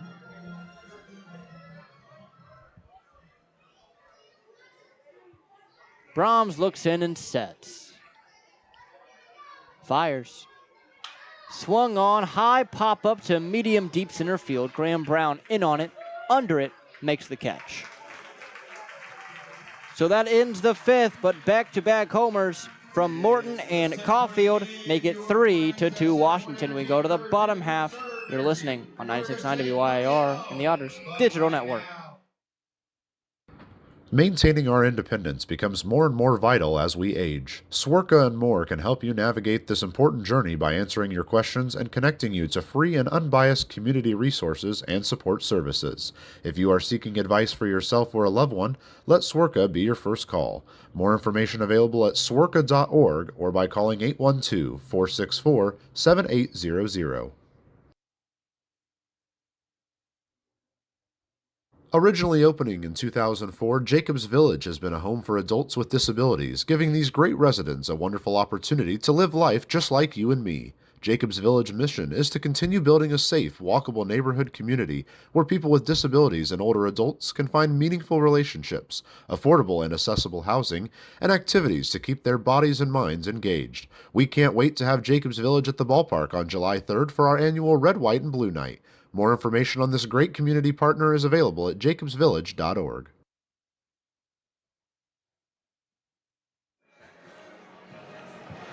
Bottom half of the 5th, fans, just a reminder that it's back at Buffalo Wild Wings. All you can eat wings and fries Monday through Thursday, now including traditional wings. That's right, all the wings and fries you can eat with your favorite sauce, just $19.99 for boneless and $24.99 for traditional. So get all the heavy hitters together and head to Buffalo Wild Wings Mondays through Thursdays for a limited time. Dine in only. Visit either Evansville location, 5405 Pearl Drive, and 715 North Green River Road for details. Ellis Schwartz, the Edward Jones leadoff batter of the game, to lead us off here in this fifth. A 3-run top half for Washington as they lead it by 1, 3-2. First pitch into Ellis Schwartz is taken for a strike, 0-1. Other than the scoreboard pretty much identical. 3 runs on 4 hits, 1 error for Washington. 2 runs on 4 hits, 1 error for Evansville, the 0-1. Swung on and missed, way out in front was Schwartz. It's 0-2. And obviously, losing the lead there is not what you want, and you're going to have to battle back now. But I mean, this is a team that has battled back a lot. This is an offense that's done so well. They've scored 6 runs in the last couple of games in each of them. So you can definitely still score. You still have enough time, and you've shown that you can get to this guy. You just need to start getting some of those runners in. You've had runners on each of these innings, and now you should go out there and do some damage here to get some back for your pitcher. 0-2 is swung on and fouled off the toe of Schwartz. Yohan Gonzalez up and warming in the pen. So you would imagine that the 6th and possibly even the 7th inning is his, given the way he's been used this year. How good he's been, it's a good sign for Evansville.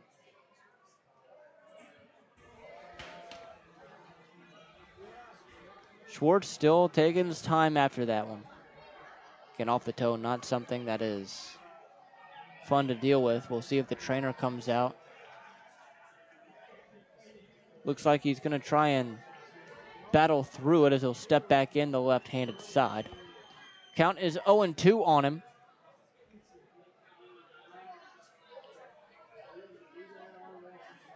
As he stands in the 0-2 pitch. Swung on, popped up, drifting towards foul territory down the third baseline. Over to it Caulfield, but it bounces in front of the Washington bullpen. So Schwartz stays alive.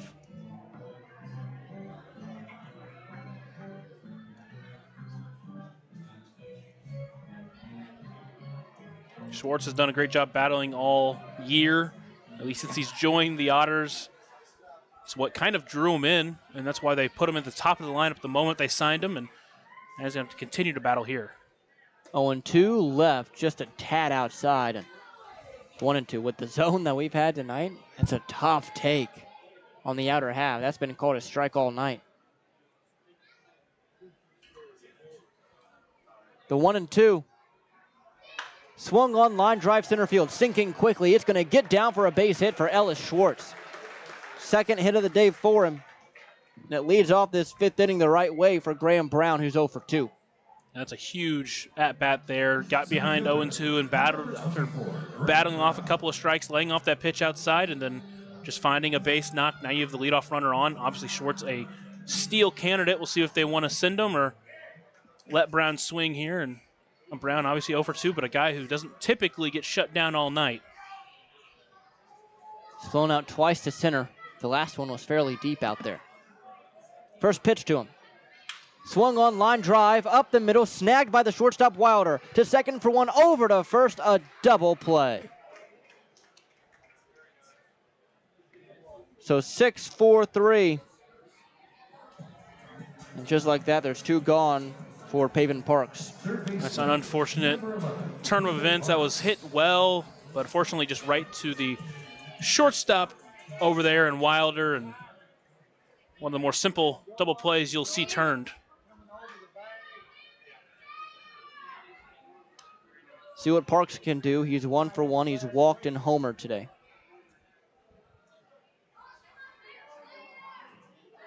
Left-handed batter awaits the first pitch from the right-handed pitcher in Reggie Grace. Here it is. Swung on and missed way out in front of the curve. It's 0-1.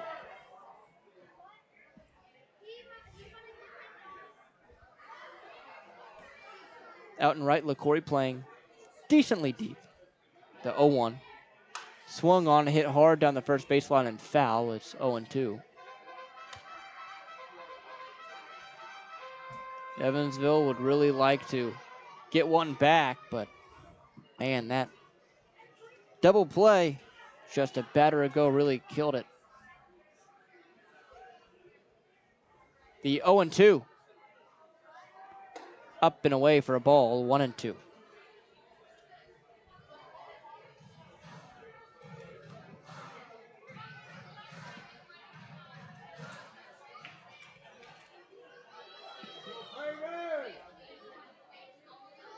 Grace, deep breath, steps back, kicks and fires. Swung on, hit the opposite way into left. Trailing down the line is Lagrange, and it drops foul. Just by about an inch. Yeah, it looked a lot closer. Ended up being a lot closer than I initially thought it was going to be off the bat. It was a lot closer, I think, than what Pavin thought it was going to be off the bat. He didn't run right away, but that thing kind of just stayed straight, but just ended up hooking just enough foul. Unfortunate, that would have probably still been an RB or a 2-out double to put a runner in scoring position, but I should have come back, refocus up, and try to just extend this inning. The 1-2 pitch now to Pavin Parks. In the dirt, 2-2.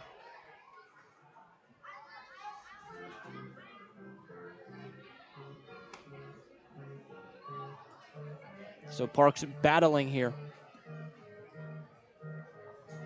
Doing a good job of it. He awaits the 2-2.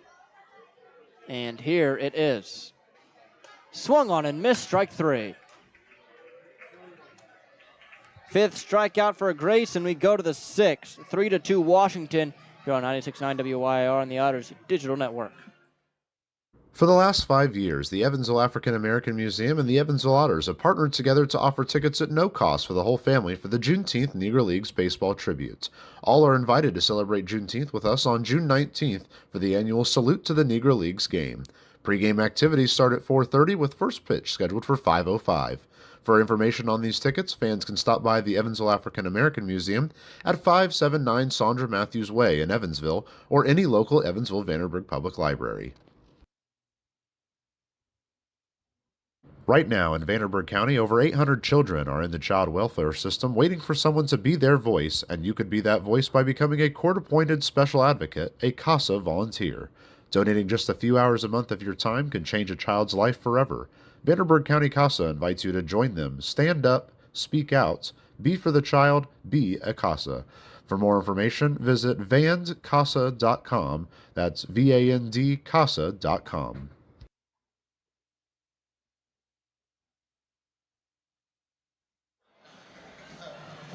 Yohan Gonzalez will be the pitcher now. Parker Brahms going 5 strong innings, giving up 3 runs. 2 of them were earned. Walked 2, struck out 3. I think that's a pretty good start on his first day coming back from the IL. After missing a few weeks there with his injury, coming back and doing a good enough job. Had pitched scoreless through 4 and then bit by a couple of home runs, including as well as a fielding error. Leaves the game down by 1, but really all we asked for him was to put the Otters in position to win, and he's done that. Now you bring in Yohan to hopefully keep this score where it's at and let your offense go to work once they come back to the plate. And Yohan Gonzalez, man, he has been so good this year. Last time out was against Mississippi, went 2 scoreless innings, didn't give up a hit. Struck out 4. That's in the midst of a stretch for him where against Mississippi he has sent 20 up and 20 down. So we'll see if that stretch continues next time we see Mississippi in early July. But now Washington, is the first pitch to Lagrange, is in there for a strike, 0-1.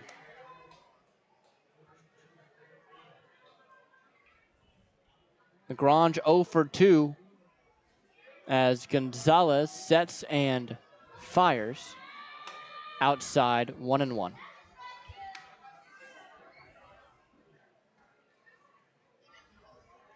Yohan has been so solid this year for Evansville.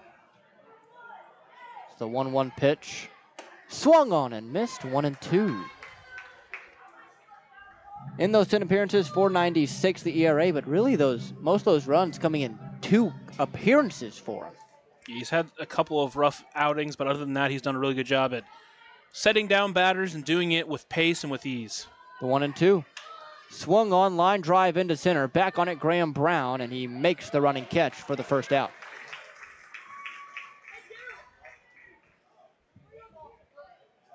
So it'll be Jeff LaCory.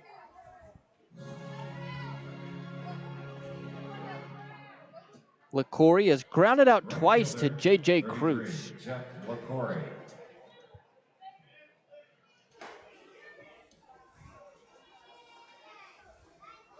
Infield straight up, same with the outfield.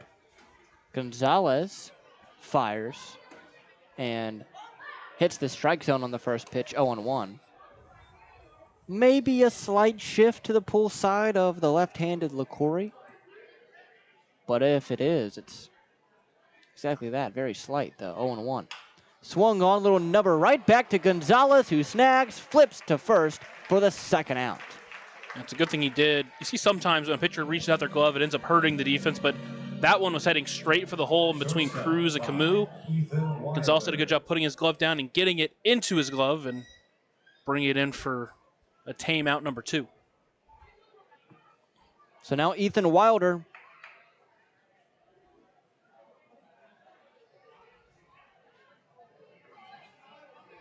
Wilder today, 0 for 1. The first pitch is in there for a strike, 0-1.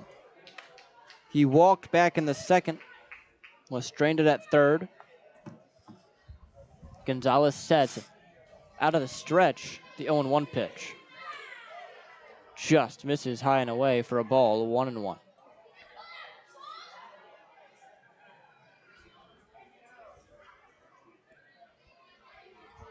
Count evened up. He fires, swung on and missed, out in front of the breaker, 1-2.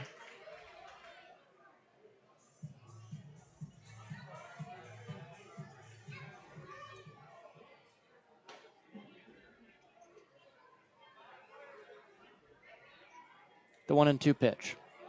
Swung on and missed, strike 3. Yohan Gonzalez with his first German-American Bank strikeout here in this 6th. We go to the bottom half, 3-2 Washington in front here on the Otters Digital Network at 96.9 WYIR. Ballet Indiana is made up of local ballet professionals, dedicated parents, and community members in order to provide unique and life-enriching experiences for hundreds of young dancers, while carrying out their mission to inspire a lifelong appreciation for dance for both our dancers and the Evansville community. More information on Ballet Indiana and information about their upcoming performances is available at balletindiana.org.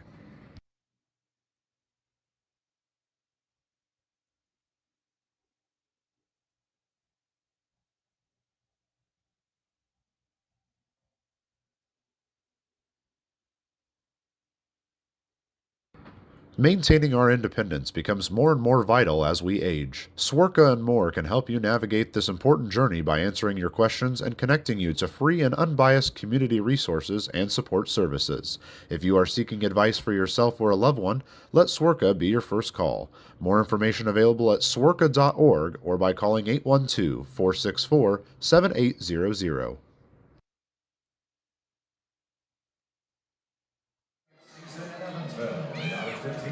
Time for the bottom of the 6th inning. Washington 3, Evansville 2. Reggie Grace back on the mound. He has been brilliant since that first inning 2-run homer from Pavin Parks. Has been 4 straight shutout innings. In those 4 innings, he's only given up 3 hits. So we'll see how he does against Keenan Taylor, J.J. Cruz, and Logan Brown, the 3 due up. Again, this is the 3rd time through this Evansville order. Left fielder, number 12. Keenan Taylor stands in. He doubled in the 3rd inning. Struck out in the first frame, so 1 for 2. The first pitch to him is up and in for a ball, 1-0. The Otters have managed to be able to at least get someone on base in each inning, but obviously you saw last inning the double play took that runner away, and hopefully this one they can try to put some more traffic on the base paths. Taylor pops it up, shallow right field. The second baseman, Chatham, somehow makes an over-the-shoulder basket catch after it seemed like he lost it and it almost dropped behind him. Number 17, J.J. Cruz. Now it's J.J. Cruz who is 0 for 2.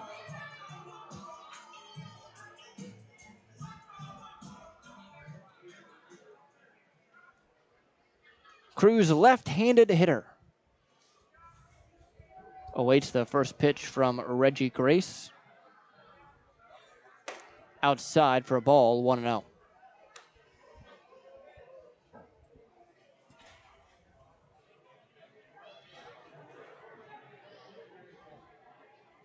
Ball, no strikes, the pitch. Inside corner, but missed. 2 balls, no strikes. It's a close one. Good pitch from Grace, just didn't get the call.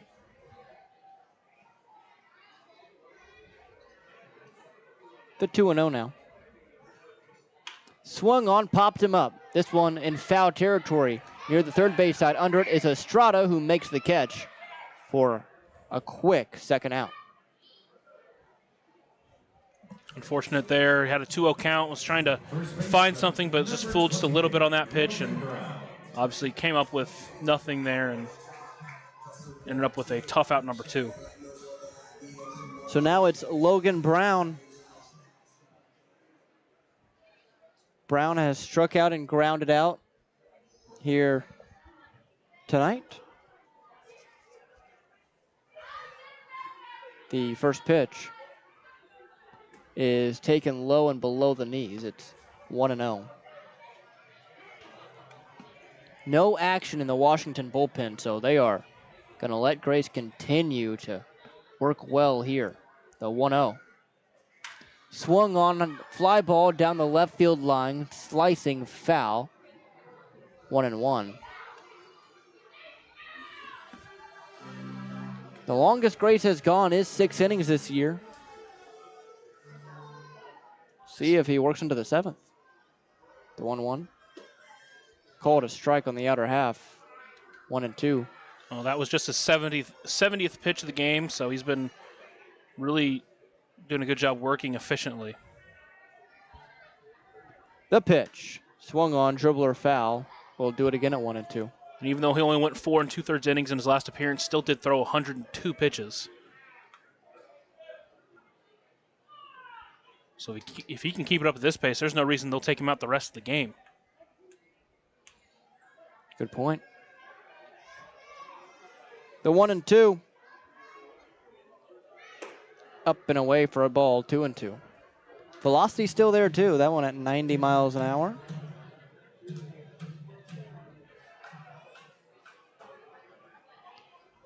Two balls, 2 strikes, 2 outs. The pitch. Swung on, bounced towards the first base line, but it settles foul.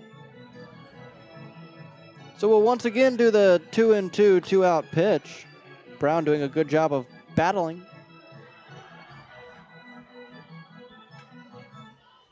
Here against Reggie Grace, who has been so good today. It's almost frustrating given that the Otters have been so good offensively recently. Every once in a while, you just run into a workhorse, and that's what Grace is here tonight. The 2-2. Swung on, high fly ball, deep center field. Back on it, Morton. Near the track, racing back over his head, and one hops the wall. Logan Brown chugs into second base standing for a 2-out double. Well, that's all of a sudden, that's how you make an inning interesting pretty much out of nowhere. A 2-out double, and now you bring up Cone Wilbanks, who already has a hit in this one. He's done a really good job at putting the ball in play and getting base hits out into that outfield. Designated hitter. Number 23. He's reached both times. Obviously, reached via the air last time, but it was off a nice bunt where he made Caulfield work for it. So Wilbanks trying to tie this ball game with a base hit. Third baseman in Caulfield playing in. Now takes a step back. The first pitch to Will Banks is inside for a ball, 1-0.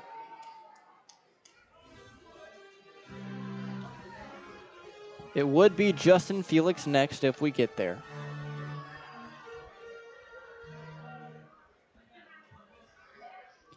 One ball, no strikes, 2 outs. Grace sets. Out of the stretch, he fires. Swung on, popped up down the left field line and twisting foul. It's 1-1. Whatever hit foul ball brought to you by Heads Construction. Choose the best. Never regret it. So we'll do it at 1 ball, 1 strike. Will Banks this year just with 4 RBI.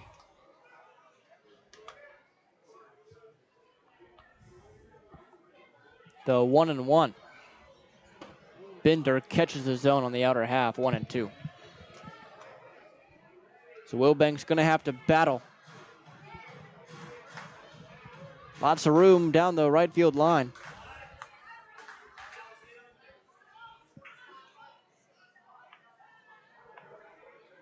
The 1-2 pitch. Swung on and missed, strike 3. Perfect backdoor breaker. 6th strikeout for Grace. We go to the 7th inning. 3-2 Washington on 96.9 WYR and the Otters Digital Network. Originally opening in 2004, Jacobs Village has been a home for adults with disabilities, giving these great residents a wonderful opportunity to live life just like you and me. Jacobs Village mission is to continue building a safe, walkable neighborhood community where people with disabilities and older adults can find meaningful relationships, affordable and accessible housing, and activities to keep their bodies and minds engaged. We can't wait to have Jacobs Village at the ballpark on July 3rd for our annual Red, White, and Blue Night. More information on this great community partner is available at jacobsvillage.org. For the last 5 years, the Evansville African American Museum and the Evansville Otters have partnered together to offer tickets at no cost for the whole family for the Juneteenth Negro Leagues Baseball Tribute. All are invited to celebrate Juneteenth with us on June 19th for the annual Salute to the Negro Leagues game. Pre-game activities start at 4:30 with first pitch scheduled for 5:05. For information on these tickets, fans can stop by the Evansville African American Museum at 579 Sandra Matthews Way in Evansville or any local Evansville Vanderburgh Public Library. Right now in Vanderburgh County, over 800 children are in the child welfare system waiting for someone to be their voice, and you could be that voice by becoming a court-appointed special advocate, a CASA volunteer. Donating just a few hours a month of your time can change a child's life forever.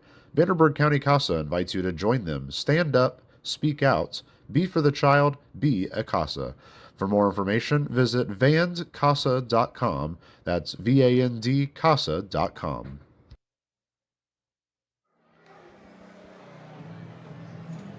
Already into the 7th inning here at historic Bossy Field as Yohan Gonzalez out there for his 2nd inning of work. Otters trail 3-2 as we head to the top of the 7th. You're listening to the Otters Digital Network on 96.9 WYIR or the Home Team Network. Reminder, Home Team Network is the exclusive home of every Frontier League game this year. Check out the Home Team Network to sign up today for a front row seat to every Otters game this year.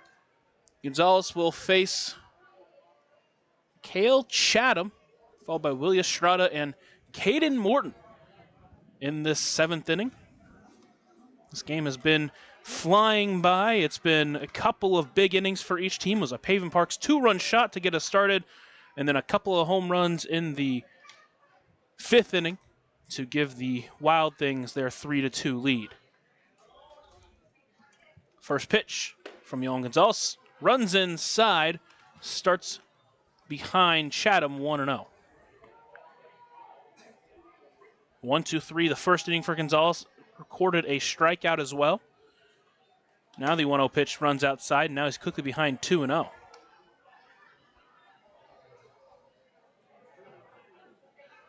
That shadow slowly extending throughout the ballpark. It's just past the mound as Gonzalez misses low there. And so now he has to work from behind 3-0. Every once in a while we see this from Yohan, where he, for a couple of batters, just has to find the zone again. Hopefully it's nothing to worry about. 3-0 pitch misses low. So a 4-pitch walk to Chatham. His second walk of the game, his second walk of the year. 23, Willie Estrada. And so now he's going to have to work around that leadoff walk. And it will be Willie Estrada coming to the plate, who's 1 for 2 on the day. He scored a run, reached on an error back in the 5th inning. Came around to score on the Morton home run. Gonzalez now will look into Felix and come set and deliver the first pitch from the stretch into Estrada. That one's lifted high and out of play. Will be an overhead foul ball brought to you by Heads Construction. Choose the best and never regret it. Casey Delgado warming up in the Otters bullpen, so might see his 2025 debut here soon. Now the 0-1 pitch. That one just missed low. Count moves to 1-1. So a couple of those pitches have just missed low.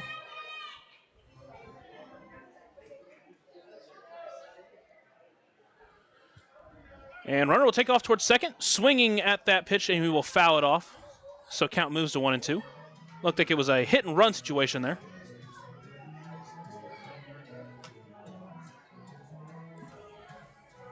I think that's smart from Washington. Obviously, they haven't been able to score much today. So trying to manufacture a insurance run for their bullpen, I think, is the way to go, especially against this Otters bullpen, which has looked very good this year so far, especially in this past week or so. Chatham has only attempted 20 stolen bases during his 7-year career between college and professional baseball. And now the 1-2 pitch into Estrada. Stays outside. Count moves to 2-2.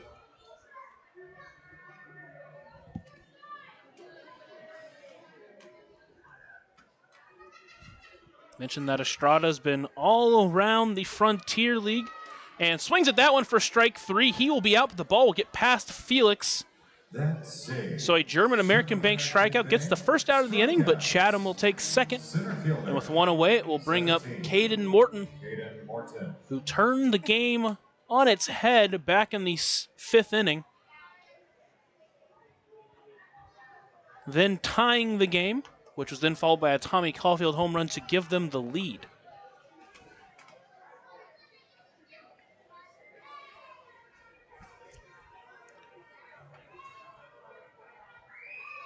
First pitch from Gonzalez. Runs inside. He'll start behind 1-0. That was the first extra base hit of the year for Caden Morton.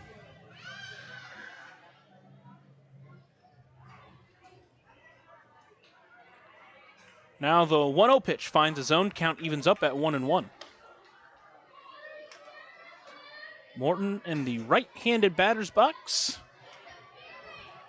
Was drafted out of high school by the Atlanta Braves in the 19th round of the 2019 MLB draft. Now the 1-1 pitch. Bender buckles Morton, and count moves to 1-2. It's the best breaking ball that Yohan has thrown tonight. Hopefully he can channel that. Gonna swing and miss here.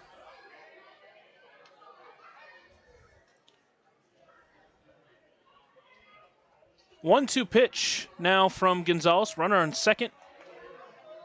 That one misses outside. Count moves to 2-2.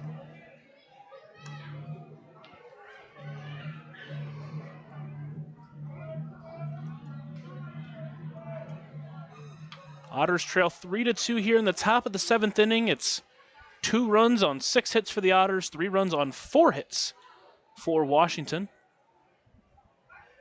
And now the 2-2 pitch. That one outside. Felix had to stretch for that one. Now the count runs full.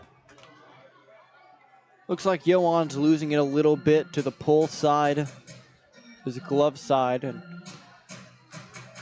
don't think that's a great thing. Sometimes that can, break down in mechanics, but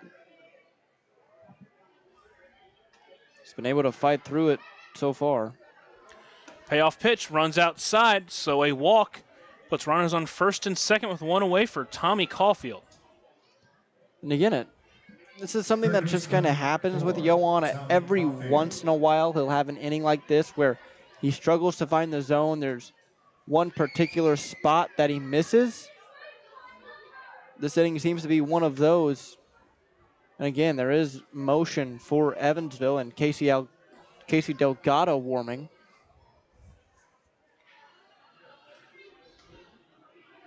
One away here in the top of the 7th inning. Otters trail 3-2. Gonzalez on the mound will deliver into Caulfield. Gets ahead on the strike. Count at 0-1.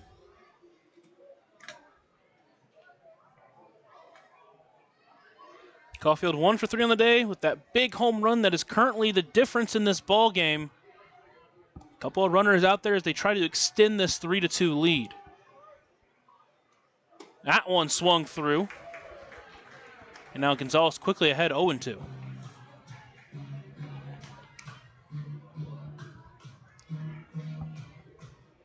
Again, only 4 hits on the day.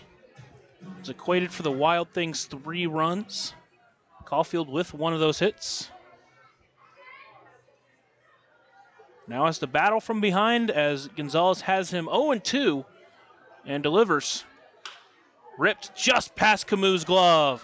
Keenan Taylor will take it in. They're going to send the runner home, and they're just going to throw it into second base, and now another run will score as the Wild Things extend their lead 4-2. Designated hitter, 31, Tyreek Reed. That one was hit on the ground, but no chance for Camus to get to it. So now there are runners on the corners with one away Now for Tyreek Reed. a new arm up and throwing for Evansville now, that being Jack Washburn.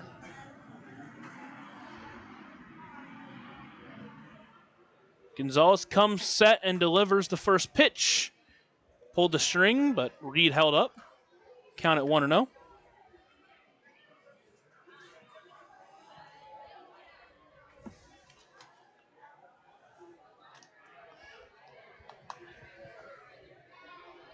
Now the next pitch inside, and it's a 2-0 count.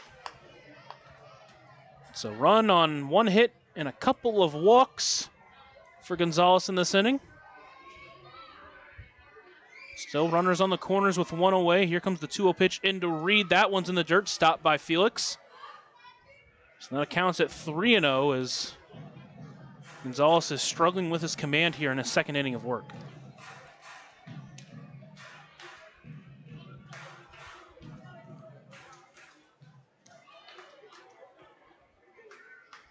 Andrew Check awaiting on deck. Now the 3-0 pitch into Reed. That one just misses, so a 4-pitch walk to the DH leads to the all-time Wild Things leader in home runs, Andrew Check. Standing at 6'6" in the left-handed batter's box. But now Max Peterson will make the walk out to the pitcher's mound. We'll see if they want to stick with him or go to the bullpen. They will go to the bullpen, so after a short break, we'll talk about the new pitcher. You're listening to the Otters Digital Network and on 96.9 WYIR. Ballet Indiana is made up of local ballet professionals, dedicated parents, and community members in order to provide unique and life-enriching experiences for hundreds of young dancers, while carrying out their mission to inspire a lifelong appreciation for dance for both our dancers and the Evansville community. More information on Ballet Indiana and information about their upcoming performances is available at balletindiana.org. Maintaining our independence becomes more and more vital as we age. Swerka and More can help you navigate this important journey by answering your questions and connecting you to free and unbiased community resources and support services. If you are seeking advice for yourself or a loved one, let Swerka be your first call. More information available at swerka.org or by calling 812-464-7800. Originally opening in 2004, Jacobs Village has been a home for adults with disabilities, giving these great residents a wonderful opportunity to live life just like you and me. Jacobs Village mission is to continue building a safe, walkable neighborhood community where people with disabilities and older adults can find meaningful relationships, affordable and accessible housing, and activities to keep their bodies and minds engaged. We can't wait to have Jacobs Village at the ballpark on July 3rd for our annual Red, White, and Blue Night. More information on this great community partner is available at jacobsvillage.org. Jack Washburn will get the call as he tries to work out of this bases-loaded jam with only one away. It's Washburn on the mound. Felix behind the plate. That pitcher and catcher battery is sponsored by the Answer Auto Repair East. Find your battery needs at the Answer Auto Repair East, located at 2319 North Green River Road, or call at 812-475-9000. So Jack Washburn in his next appearance for the Otters. In his last appearance, went 2 innings, gave up 3 hits, struck out 2, but didn't give up a run. But this is a different task that's being asked of him here.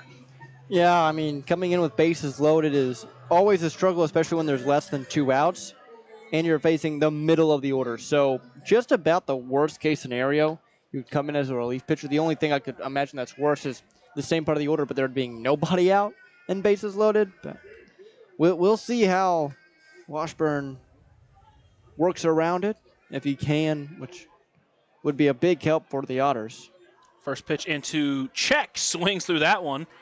Starts ahead 0-1. Obviously, Check has been held relatively in check during this series. Did get a hit in his first at-bat of today, but other than that has not done too much.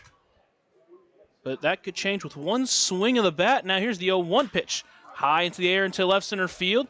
Keenan Taylor on his way back. He's going to go all the way to the track, to the wall, and that one carries out of here.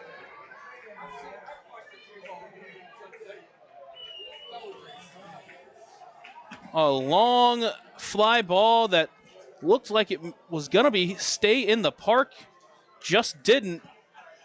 And the Wild Things have officially blown this one wide open with a grand slam, makes it 8-2. That's a good pitch, too. Fastball down and away, dotted it. Left fielder. Put it up in the air, and again, the way the wind's blowing today, I'm certainly surprised that went out, but it makes sense given that everything's pushing out. Next, it's Wagner Lagrange. First pitch, Bender in there. Starts ahead 0-1. Again, it's the homer. The homer has bitten the Otters way more times than it hasn't this year. Now the 0-1 pitch misses high. Count moves to 1-1.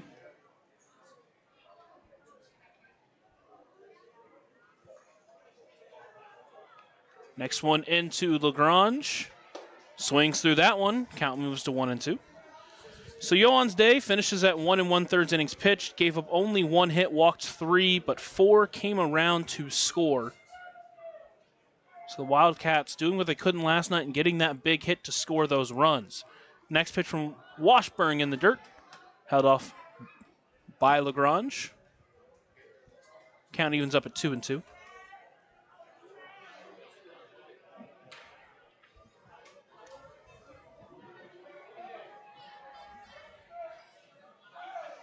Next into Lagrange, swung on a missed 4, strike 3, a German-American Bank strikeout, the second out of the inning. And with 2 away, it will lead to the right fielder, Jeff LaCourie. LaCourie 0 for 3 on the day.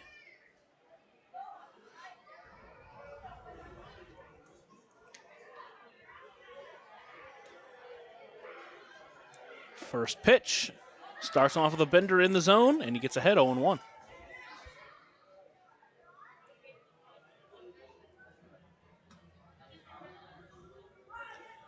Now the 0-1 pitch. That one's fouled off and overhead. An overhead foul ball brought to you by Heads Construction. Choose the best, never regret it. Choose the best, never regret it.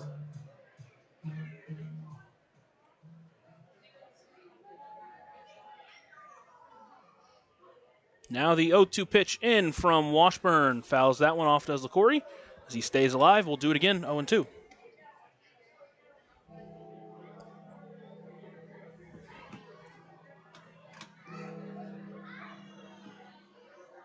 Works quickly now Once again, the 0-2 pitch. Chopper back up the middle. Camus going to go to his right. Throw to first in time for out number 3. So the Wild Things score 5, 4 of them off the big bomb from Andrew Check.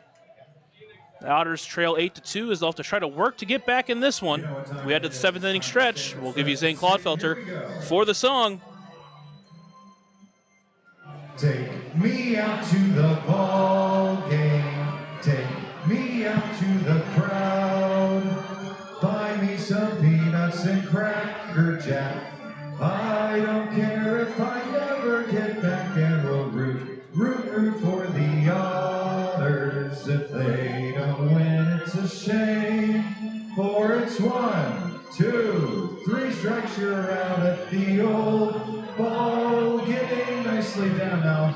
We need some runs. Go Pacers.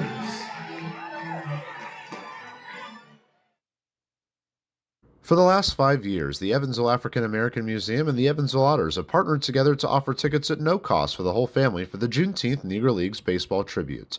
All are invited to celebrate Juneteenth with us on June 19th for the annual Salute to the Negro Leagues game. Pre-game activities start at 4:30 with first pitch scheduled for 5:05. For information on these tickets, fans can stop by the Evansville African American Museum at 579 Sandra Matthews Way in Evansville or any local Evansville-Vanderburgh Public Library. Washington, 16. New pitcher in for the Wild Things is Jordan DiValerio. Behind the plate is still Willie Estrada. That pitcher and catcher battery is sponsored by the Answer Auto Repair East. Find your battery needs at the Answer Auto Repair East, located at 2319 North Green River Road, or call at 812-475-9000. So DiValerio initially was tagged to be the starter today. Ended up going with Reggie Grace, and that has worked out so far, but DiValerio has been great in his own right and is going to work his second game out of the bullpen this year. Now we'll see how he does against this Otters team, which has struggled so far against Grace, and hopefully seeing a new arm just wakes them up a little bit. Certainly help. I mean, after a 5-run seventh, you definitely want to get at least one. First pitch into Justin Felix is taken for a ball, so he starts ahead 1-0. Bottom of the 7th inning, Otters have 9 outs left. They need to score 6 runs before that time comes. DiValerio from the stretch delivers the next pitch. That one just catches the outside part of the plate.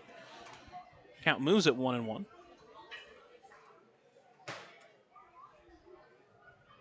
Again, DiValerio not accustomed to coming out of the bullpen, only his second time in his last 2 years. 1-1 pitch. A bender stays inside. Count moves to 2-1. The Otters have come back from 6 before. Did it against Schaumburg earlier in the season. Now the 2-1 pitch. That one's fouled back. Count moves to 2-2. And it all has to start off by just getting on base and forcing or allowing the next person to get up with the runner on.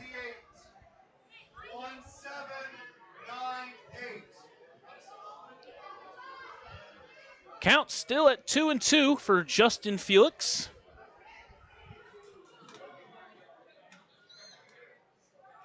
And the pitch swung on a miss for strike 3. So the first out of the inning is a strikeout.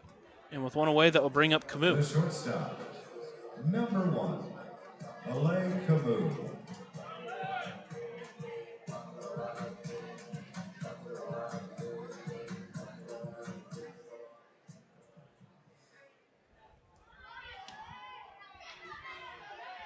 Camus in the left-handed batter's box will await the first pitch in from DiValerio. Takes the first pitch. Top part of the zone for a strike. Starts behind 0-1. The Wild Things left a couple on base in the first 2 innings. Since then, in the last 5 innings, they haven't stranded a single runner. So unlike last night where they stranded 13, done a much better job of getting them on. That one's hit towards the second baseman. It's going to get past the glove of Chatham. So a 1-out base knock for Alain Camus will bring up the top of the lineup in Ellis Schwartz. sometimes when you're struggling, you just need to get lucky, and that's exactly what happened there. A soft grounder down towards second base, and Chatham, who was playing a little more up the middle, just couldn't quite get to it on the slide. Now the Otters with a runner on, and hopefully some work going to be done by the top of this order. And you get to the part of the lineup, obviously at the top, that can string together a ton of hits. Starts with Schwartz here with one away. That pitch taken inside. Starts ahead 1-0. Camus over at first. Would doubt to see him try to steal here. Has only attempted 3 on the year. And right now, with 6 runs needed, have to try to string together some hits. Now the 1-0 pitch into Schwartz. That one stays outside, so count it 2-0 now.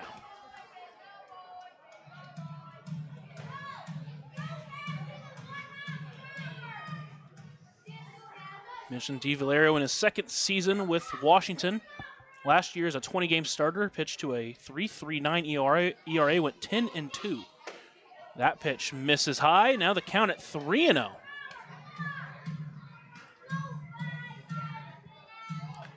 DiValerio, not a guy that strikes out a lot, only a 5.5 K per 9 while in the Frontier League, but keeps the walks down to a bare minimum at a 1.3 walks per 9 last year. Now the 3-0 pitch. Takes that one for a strike. Count at 3-1 now.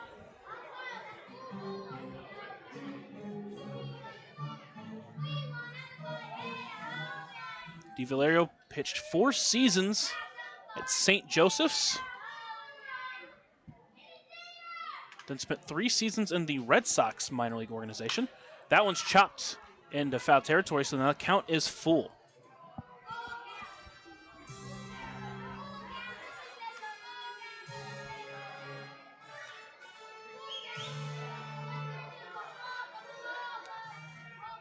Count at 3-2 now for Ellis Schwartz, the Edward Jones leadoff hitter of the game.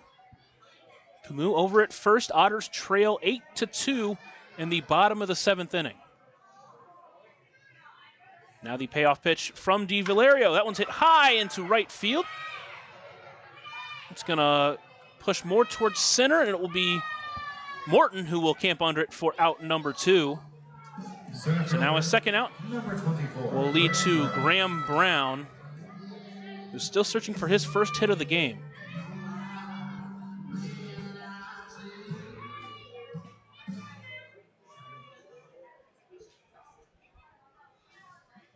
Mentioned that Brown has very rarely been kept off the scorebook in a game. Trying to keep this 7th inning alive for the Otters. First pitch inside. Somehow didn't hit him. Count it 1-0.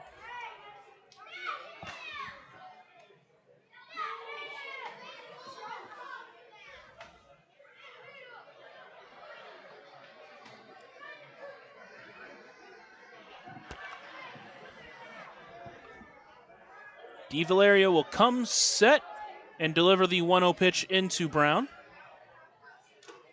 Fouled that one off. Count it 1-1.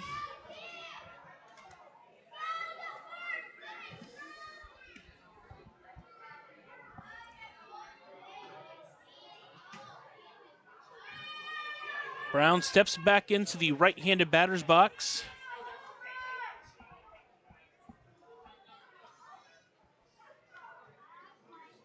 DiValerio looks in, now agrees and comes set and delivers the 1-1 pitch. Brown swings at that one. It does get away from the catcher, Estrada. Camus will take second base. But a pitch that fooled Graham Brown pretty badly there as he was way out in front of it.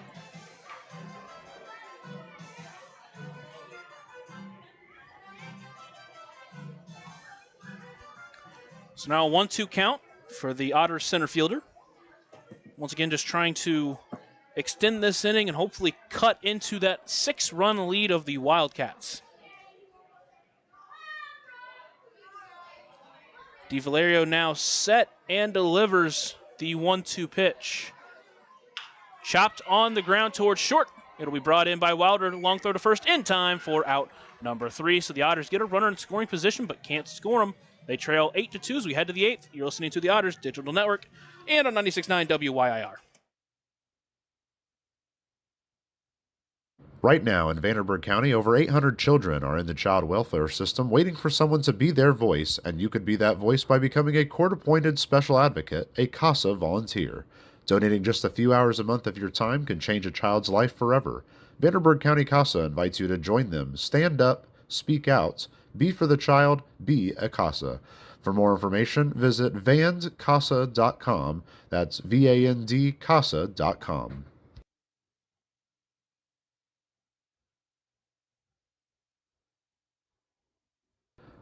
Ballet Indiana is made up of local ballet professionals, dedicated parents, and community members in order to provide unique and life-enriching experiences for hundreds of young dancers, while carrying out their mission to inspire a lifelong appreciation for dance for both our dancers and the Evansville community. More information on Ballet Indiana and information about their upcoming performances is available at balletindiana.org. New pitcher in for the Evansville Otters is Casey Delgado. Freshly off the IL, will get his first appearance of the year. Delgado on the mound. Felix still behind the plate. That pitcher and catcher battery is sponsored by the Answer Auto Repair East. Find your battery needs at the Answer Auto Repair East, located at 2319 North Green River Road, or call 812-475-9000. So Delgado, traditionally a starter, coming out of the bullpen today as the Otters potentially try to ease him back into live pitching. That's kind of what this is about. Obviously, he's a guy for you that you'd like to be in the rotation that you throw out there every 5 days. But with him just now coming back, you got to get him some reps without fully throwing him in the middle of the fire, especially with no rehab assignments here in the Frontier League.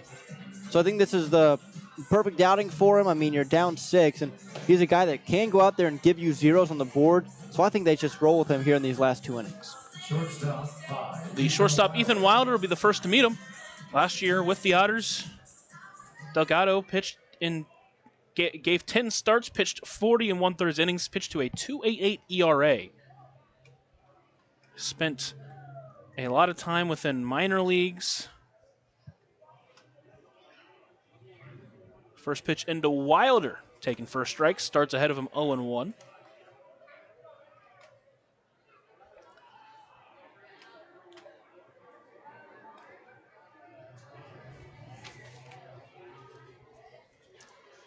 From the stretch, delivers the 0-1 pitch. That one in the dirt.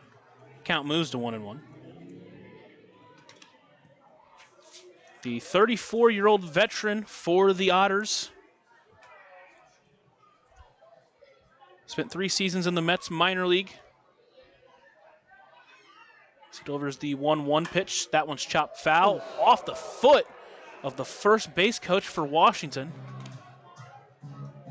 Looks all right. Count now at 1-2. That one 93 off the bat, no joke.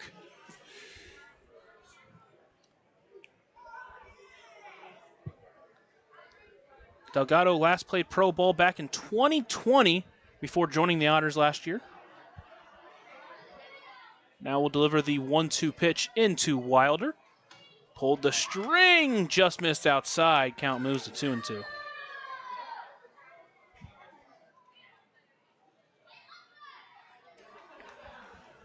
Delgado pitching from the stretch, even with no one on. Now delivers a 2-2 pitch. That one is fouled out of play towards the right side. So Wilder continuing to just stay alive.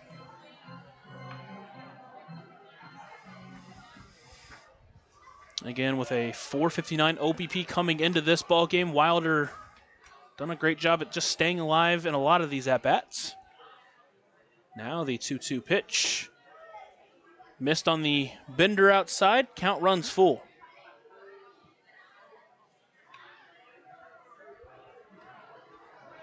Wilder back into the right-handed batter's box.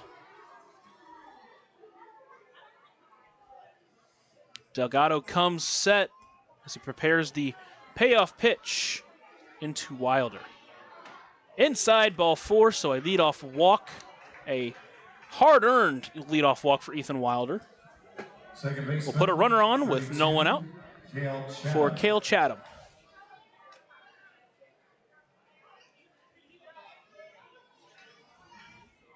Chatham came into the game with no walks on this young season,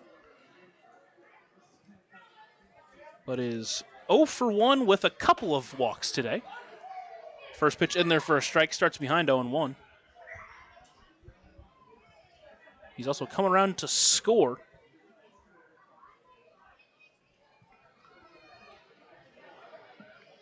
Now the 0-1 pitch, chopped foul. Count moves to 0-2.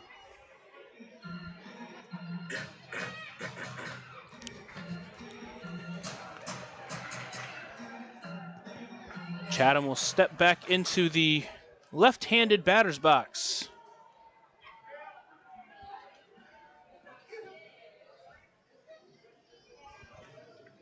Now waits the 0-2 pitch.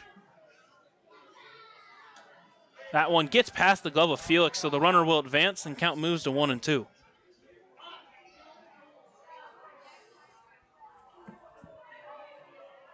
Tried to pull the back foot breaking ball, but couldn't get the swing out of Chatham.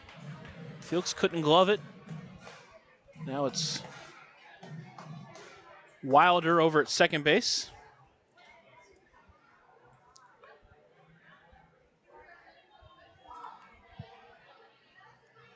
Now the 1-2 pitch into the Wild Things second baseman. That's chopped foul again. Count remains at 1-2.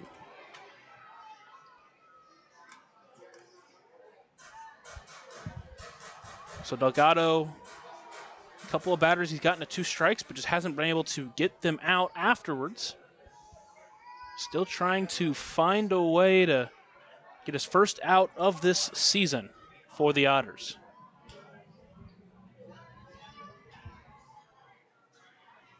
One-two pitch inside, count moves to 2-2.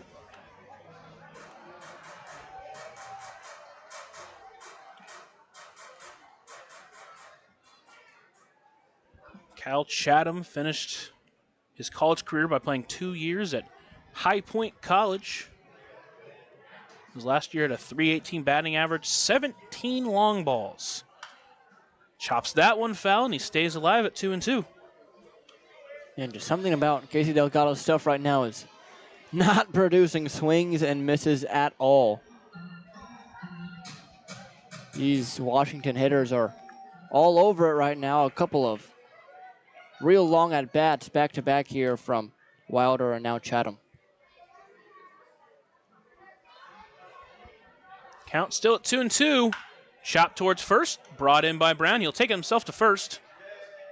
The runner will advance to third, and with one away, and the insurance run 90 feet away, it'll be Willie Estrada with one out. Willie Estrada. The catcher in this ball game is 1 for 3. He scored a run and he struck out once.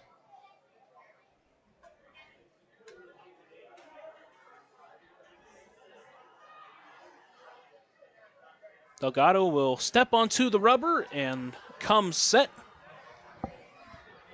and deliver the first pitch into Estrada as he takes that one for a strike, starts ahead 0-1. So Delgado doing a good job getting ahead of these batters. It's really just been the finishing them off that's been difficult.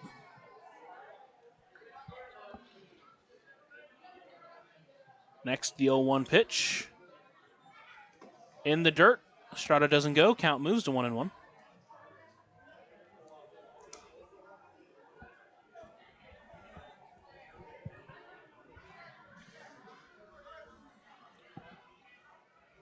No one in either bullpen currently.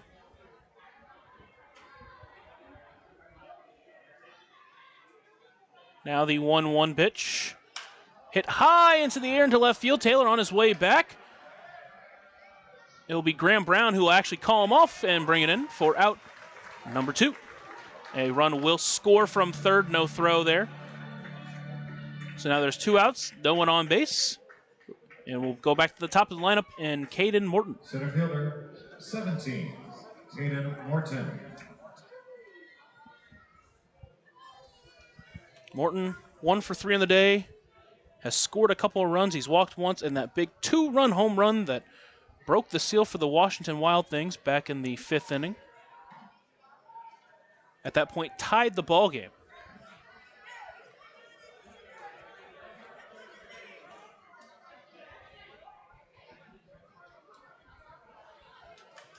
Delgado is set and delivers the first pitch into Morton. High pop-up into foul territory.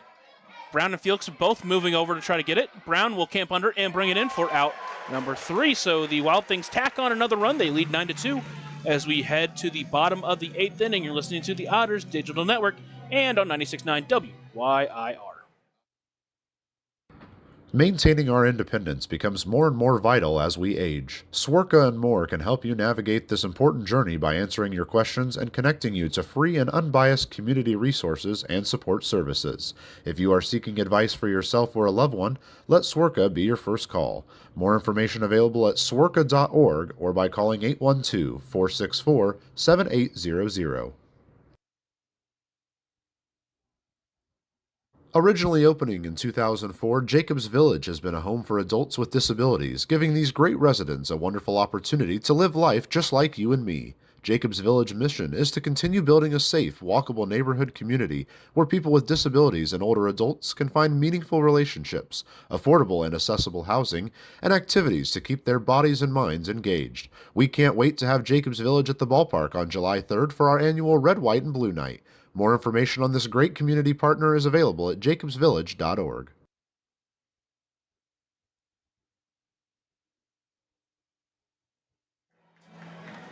Happy birthday from your Indy. We head to the bottom of the 8th inning. Otters currently trail 9-2. DiValerio out there for another inning of work. In his first inning, gave up a hit, struck out 1, but didn't give up any runs. It will be Paven Parks to meet him first in this 8th inning. DiValerio finishes up his warm-ups. They'll throw it down to second, and it will set the table for Paven Parks.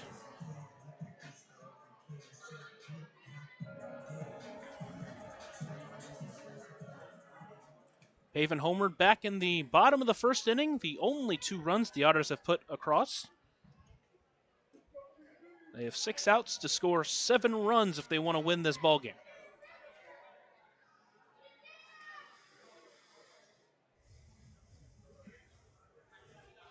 First pitch into Parks. Taken at the letters for a strike. Starts behind 0-1. Feels like that pitch has been off and on, strike or ball all night.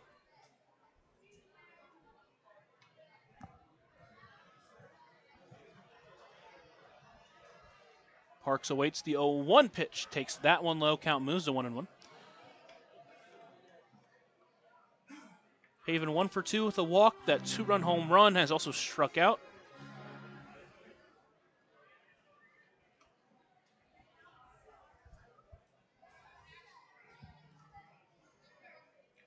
Now the 1-1 pitch stays low. Count moves 2-1.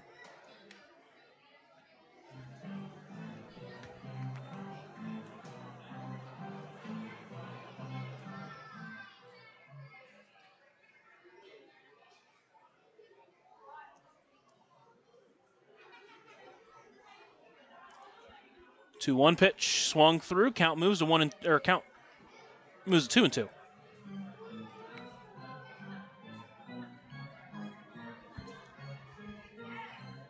Parks will call timeout. So he resets for this 2-2 pitch. There is some action out in the Washington bullpen, as well as the Otters bullpen. Next, the 2-2 into Parks. Takes that one low, count runs full.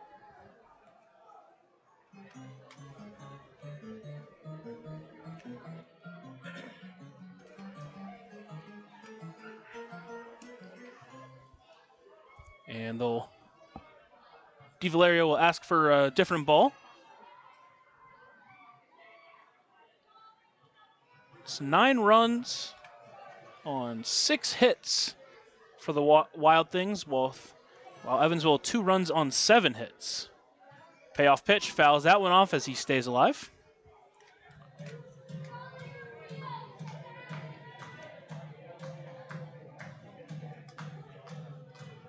Washington has drawn 6 walks on the evening.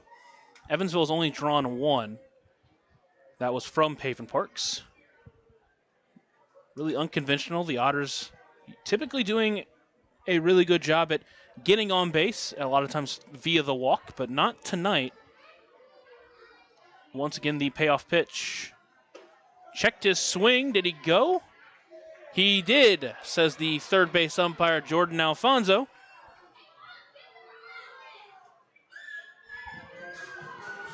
That'll be out number 1. Left fielder, number 12, Keenan Taylor. That one's obviously tough for us to tell up here, and looked like it was very close. But now with 1 away, it'll be Keenan Taylor as he tries to just get some runners on for the Otters here. First pitch in from DeValerio is taken inside and high. Count at 1-0. Infield straight up, outfield straight up, but quite a bit deep for Taylor, who has 4 home runs on the year, second only to Graham Brown on the Otters.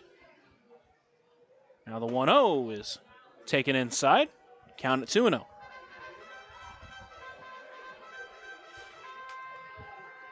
It was Reggie Grace who went 6, got himself a quality start. Gave up 6 hits, struck out 6, only gave up 2 runs. As Taylor hits that one hard in the left field. On his way back is LaGrange. At the track to the wall. He'll watch that one leave the yard. That's a Keenan Taylor home run. As he gets a run back for the Otters, they still trail 9-3. Ladies and gentlemen, Keenan Taylor. That ball has been exterminated by McMahon Exterminator. Remember, who can help with all your pest control needs? McMahon can. Number 17, J.J. Cruz. Man, Keenan Taylor is on some sort of heater right now, isn't he? Had a home run yesterday, just now a solo shot on a middle-end fastball that, again, somehow got out of the park. And now, 2 extra bases for him today, a double and that solo shot. First pitch into J.J. Cruz, takes that one for a ball count, moves to 1-0. That's his second home run in as many games for the Otters. Graham Brown did that back a few weeks ago in a game versus Schaumburg, then a game versus Mississippi. Cruz fouls that one back, count moves to 1-1. And now Keenan Taylor, the latest to hit home runs in back-to-back games.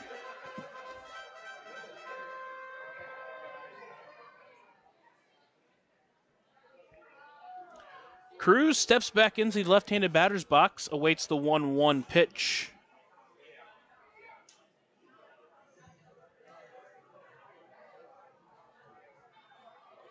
Swings through that off-speed pitch, and now he's behind 1-2.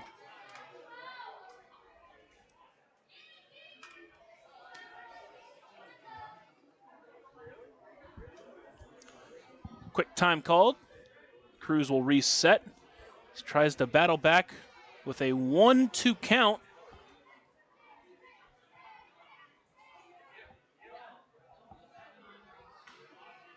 That pitch is swung on a missed for strike 3.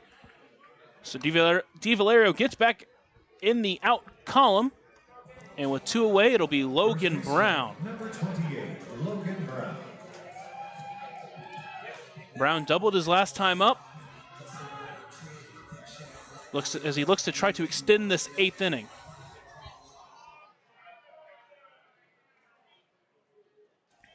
And now we're going to get a mound visit. The coach was hustling out there to get to his pitcher. Conversation between the coach, the catcher, and the pitcher, DeValerio.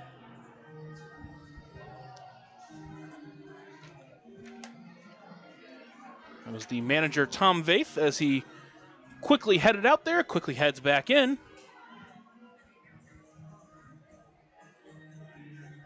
You wonder if maybe there was something on Logan Brown that he wanted to say, or if there was something he saw in the last couple of at-bats. But either way, there are 2 away for Logan Brown. No one on. Otters with 1 in on this inning. First pitch taken just inside. Brown jumps ahead 1-0.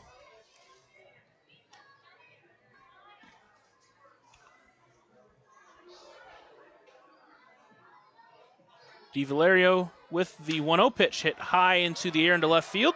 Lagrange will camp under it and bring it in for out number 3. So the Otters get 1 on a Keena Taylor home run, but they still trail by 6 as we head to the 9th inning.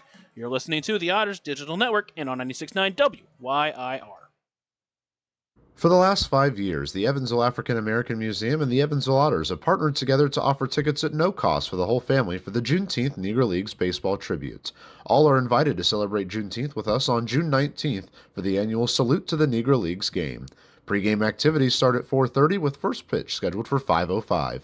For information on these tickets, fans can stop by the Evansville African American Museum at 579 Sandra Matthews Way in Evansville or any local Evansville-Vanderburgh Public Library. Right now in Vanderburgh County, over 800 children are in the child welfare system waiting for someone to be their voice, and you could be that voice by becoming a court-appointed special advocate, a CASA volunteer. Donating just a few hours a month of your time can change a child's life forever. Vanderburgh County CASA invites you to join them. Stand up, speak out, be for the child, be a CASA. For more information, visit vandcasa.com. That's VAND CASA.com.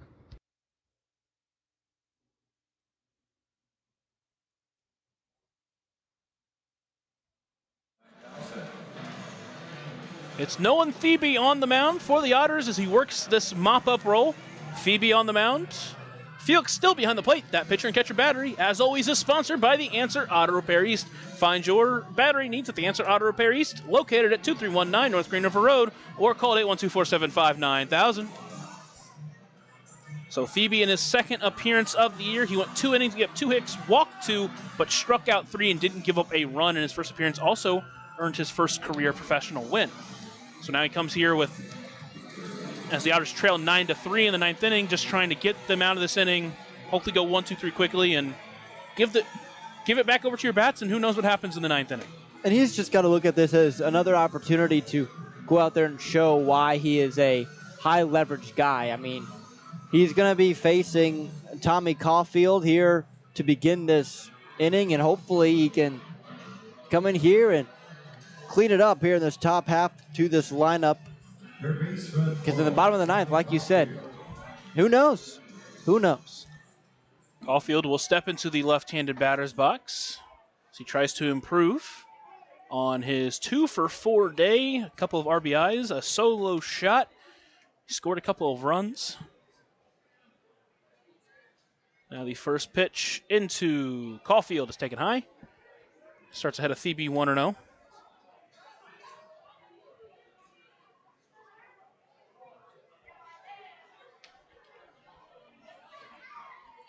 Next pitch into the Wild Things third baseman. Takes that one at the knees, just low for a ball. Count at 2-0.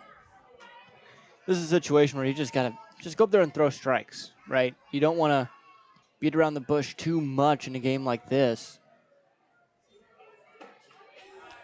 Next pitch swinging. Count moves back to 2-1.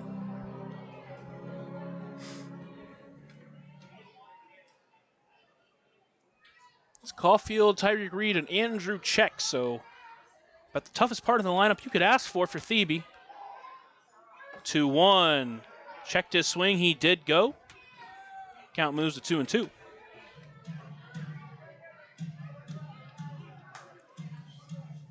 Caulfield will take his time.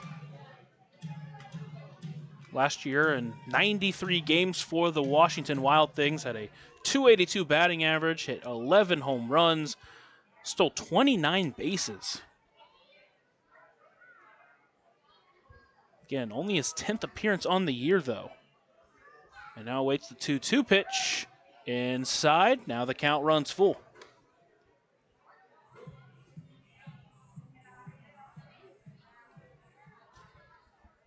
Thebe will look into Felix, and he'll come set. And deliver. Inside for ball 4, so a leadoff walk for the Wild Things will lead to the DH, Tyreek Reed. Hitter, 31, Tyreek Reed.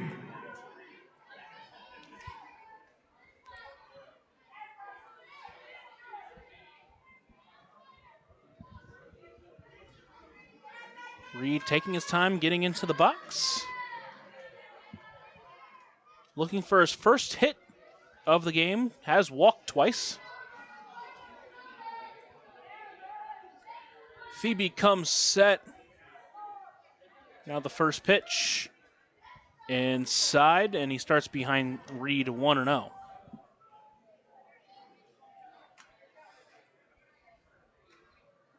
Reed today earning his 19th and 20th walks on the season. Now chops that one towards third. Parks will take it on a hop. He will throw it over to second, get it out for one, but throw to first not in time. So they do get the lead runner at second. And with one away, it'll be the home run hitting Andrew Check. That grand slam back in the 7th inning really felt like it was the dagger in the hearts of the Otters. Yeah, that was a big moment for Washington. He hit that. It looked like a pop-up to left field off the bat and just kept on carrying. And kind of feel just the air deflate out of this building and out of the Otters. Just real big swing of the bat for him. First pitch taken as a ball. Starts behind Check 1-0. It was Check's 7th home run of the season. Up to 25 RBIs. And watches that one in there for a strike. Count moves to 1-1. And again, it's been the home run today that hurt the Otters. They've out-hit Washington 8-6. But Washington, a grand slam, a 2-run homer, and a solo homer. That's the difference. That pitch up and away. Count moves to 2-1.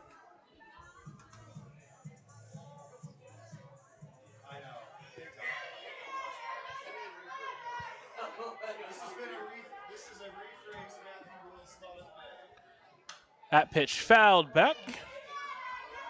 Count moves to 2-2. There are 4 separate players with 8 home runs on the season. And Check now 1 of 2 with 7.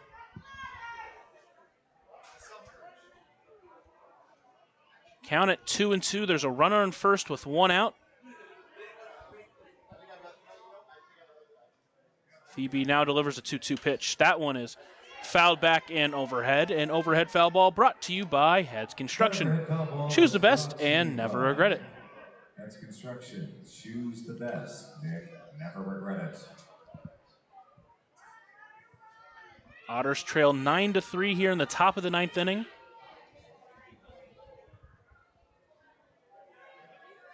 Now the 2-2 pitch. That one is hit high and overhead. We'll do it again. Overhead foul ball brought to you by Heads Construction. Choose the best cue and never regret it. Count remains at 2-2 for Check. 2-2 is fouled back, and we'll do it again. Check continuing to battle. There's just been no easy at-bats for these guys out of the bullpen here tonight. It's just been battle after battle. Credit to Washington. They're doing a good job. Now the 8th pitch of the at-bat to Check. Hit high, pop-up. That one's going to stay in fair territory. It'll be Parks, the only man on the left side of the infield, to bring it in for out number 2. So now with 2 outs, it will lead to Wagner Lagrange. Wagner Lagrange.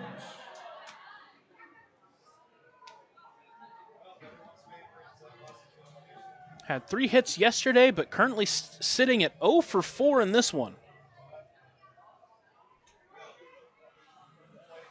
First pitch in the dirt, stopped by Felix. Great stop. Count at 1-0. Tyreek Reed over at first kind of faked a stolen base attempt.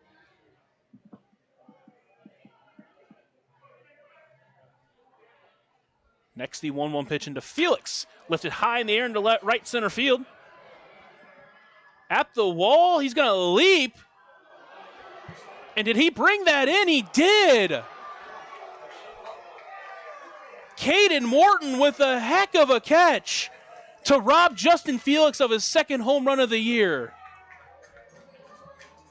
The shortstop, number 1. A ball that just kept carrying and carrying, but Caden Morton somehow brought it back. That is one of the best plays I've ever seen, period. I mean, leaping at the wall. This isn't a small wall either here at Bosse Field, and I don't know what to say. I'm just speechless after that one. It's Soleil Camus up to the bat with 1 out, takes first pitch for a ball, and felt like that could have been a turning point, maybe a rally getting going, but instead of 2 runs and you're down by 5 with no one out, you have 1 out and you're still trailing by 6. Now the 1-0 pitch into Camus. That one's popped up high into foul territory. Estrada will look for it, and he will bring it in. So quickly now, all of a sudden, there are 2 away, and it will be up to Ellis Schwartz to try to extend this ball game. Right fielder, number 3, Ellis Schwartz.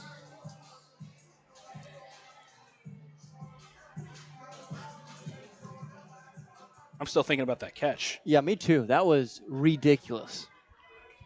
I don't know if I've ever really seen a home run robbed at this ballpark before. I'm sure it's happened. This ballpark's over 100 years old.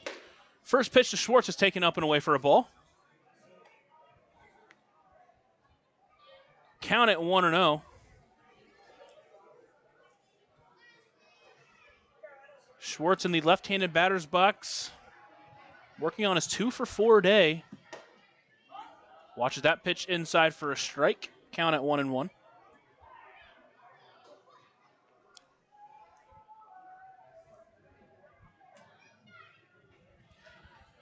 Coles looks in and comes set.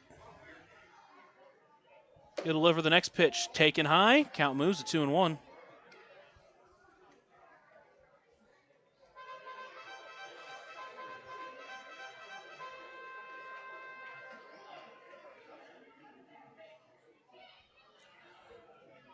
Coles looks in. He'll come set and deliver the 2-1. That's fouled up overhead. An overhead foul ball brought to you by Heads Construction.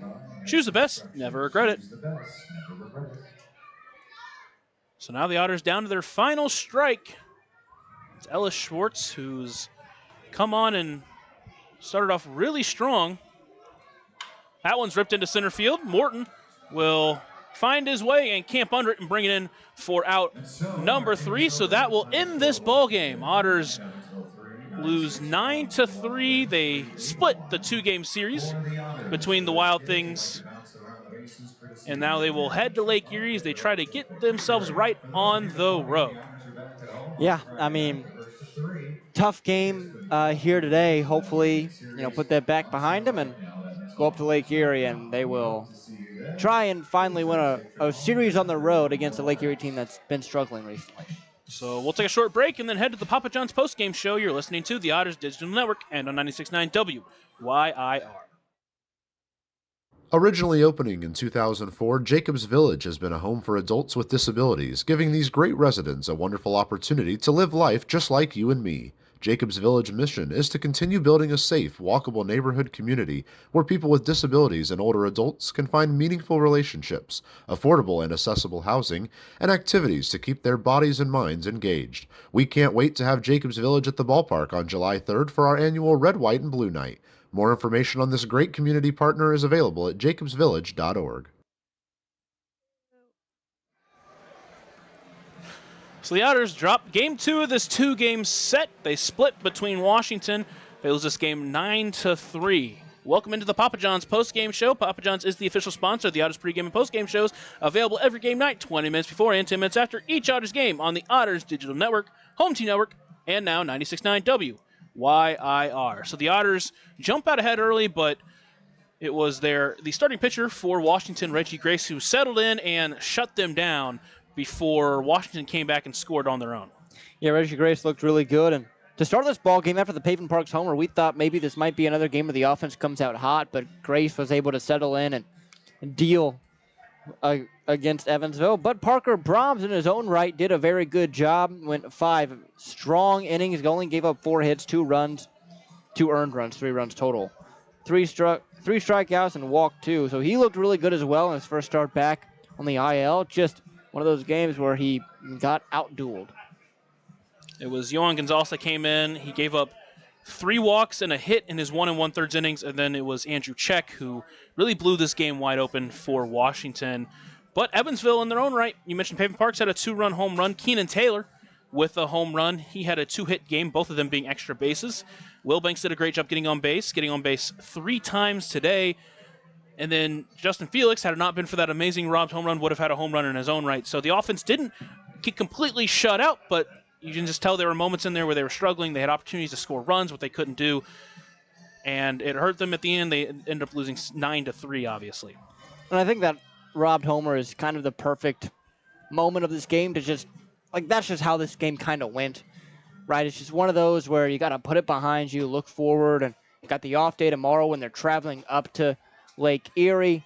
Take that time on the bus to rest up, be ready to go on Tuesday. We saw Casey Delgado for the first time tonight. Did give up a run on a walk, but pitched through an inning. And then Thebe gave up a walk, but pitched through an inning in his own right. Both of them getting through an inning. So good to see Casey Delgado back after his extended IL stay. And we'll see how they tend to use him as the year goes on. That was the Papa John's postgame show. Papa John's is the official sponsor of the Otters pregame and postgame shows, available every game night, 20 minutes before and 10 minutes after each Otters game on the Otters Digital Network, Home Team Network, and now 96.9 WYIR. So the Otters will get a day off tomorrow before heading to Lake Erie for a 3-game road trip before they come back to Evansville to take on Windy City. So next week, a big week for the Otters, a series that you feel like you can win in Lake Erie and you want to win, and then a series that you feel like you have to win against Windy City. Yeah, and then after that, Washington comes back to town in the middle of June. So one of those where this is a stretch where you really want to play over 500 baseball, and you did it against Mississippi, you split against Washington. Now, if they can go up against Lake Erie and in their own place win 2 of those 3, then I think that puts them in a really solid position during that Windy City series and, of course, during the Washington series. Remember, the Washington series will be a 4-game series, 1 game on the 17th, 1 game on the 18th, and then 2 games on the 19th, a doubleheader there. So that's obviously going to be a huge 4 games right there to really determine how this division is going to look out as we head towards January. Especially because that's the last time Washington here at Bosse Field this year. So that'll do it for the post-game show. Riley, any final thoughts before we head on the road to face Lake Erie? Put this one behind you. Be ready to win against the Crushers. And I'll do it for tonight's ball game. Otters lose 9-3. They'll head to Lake Erie on Tuesday. A game at 6:05 p.m. All 3 of those games will be at 6:05 p.m. Tuesday, Wednesday, and Thursday. For Riley Angel, I'm Lucas Macklin, and have a good night, everybody.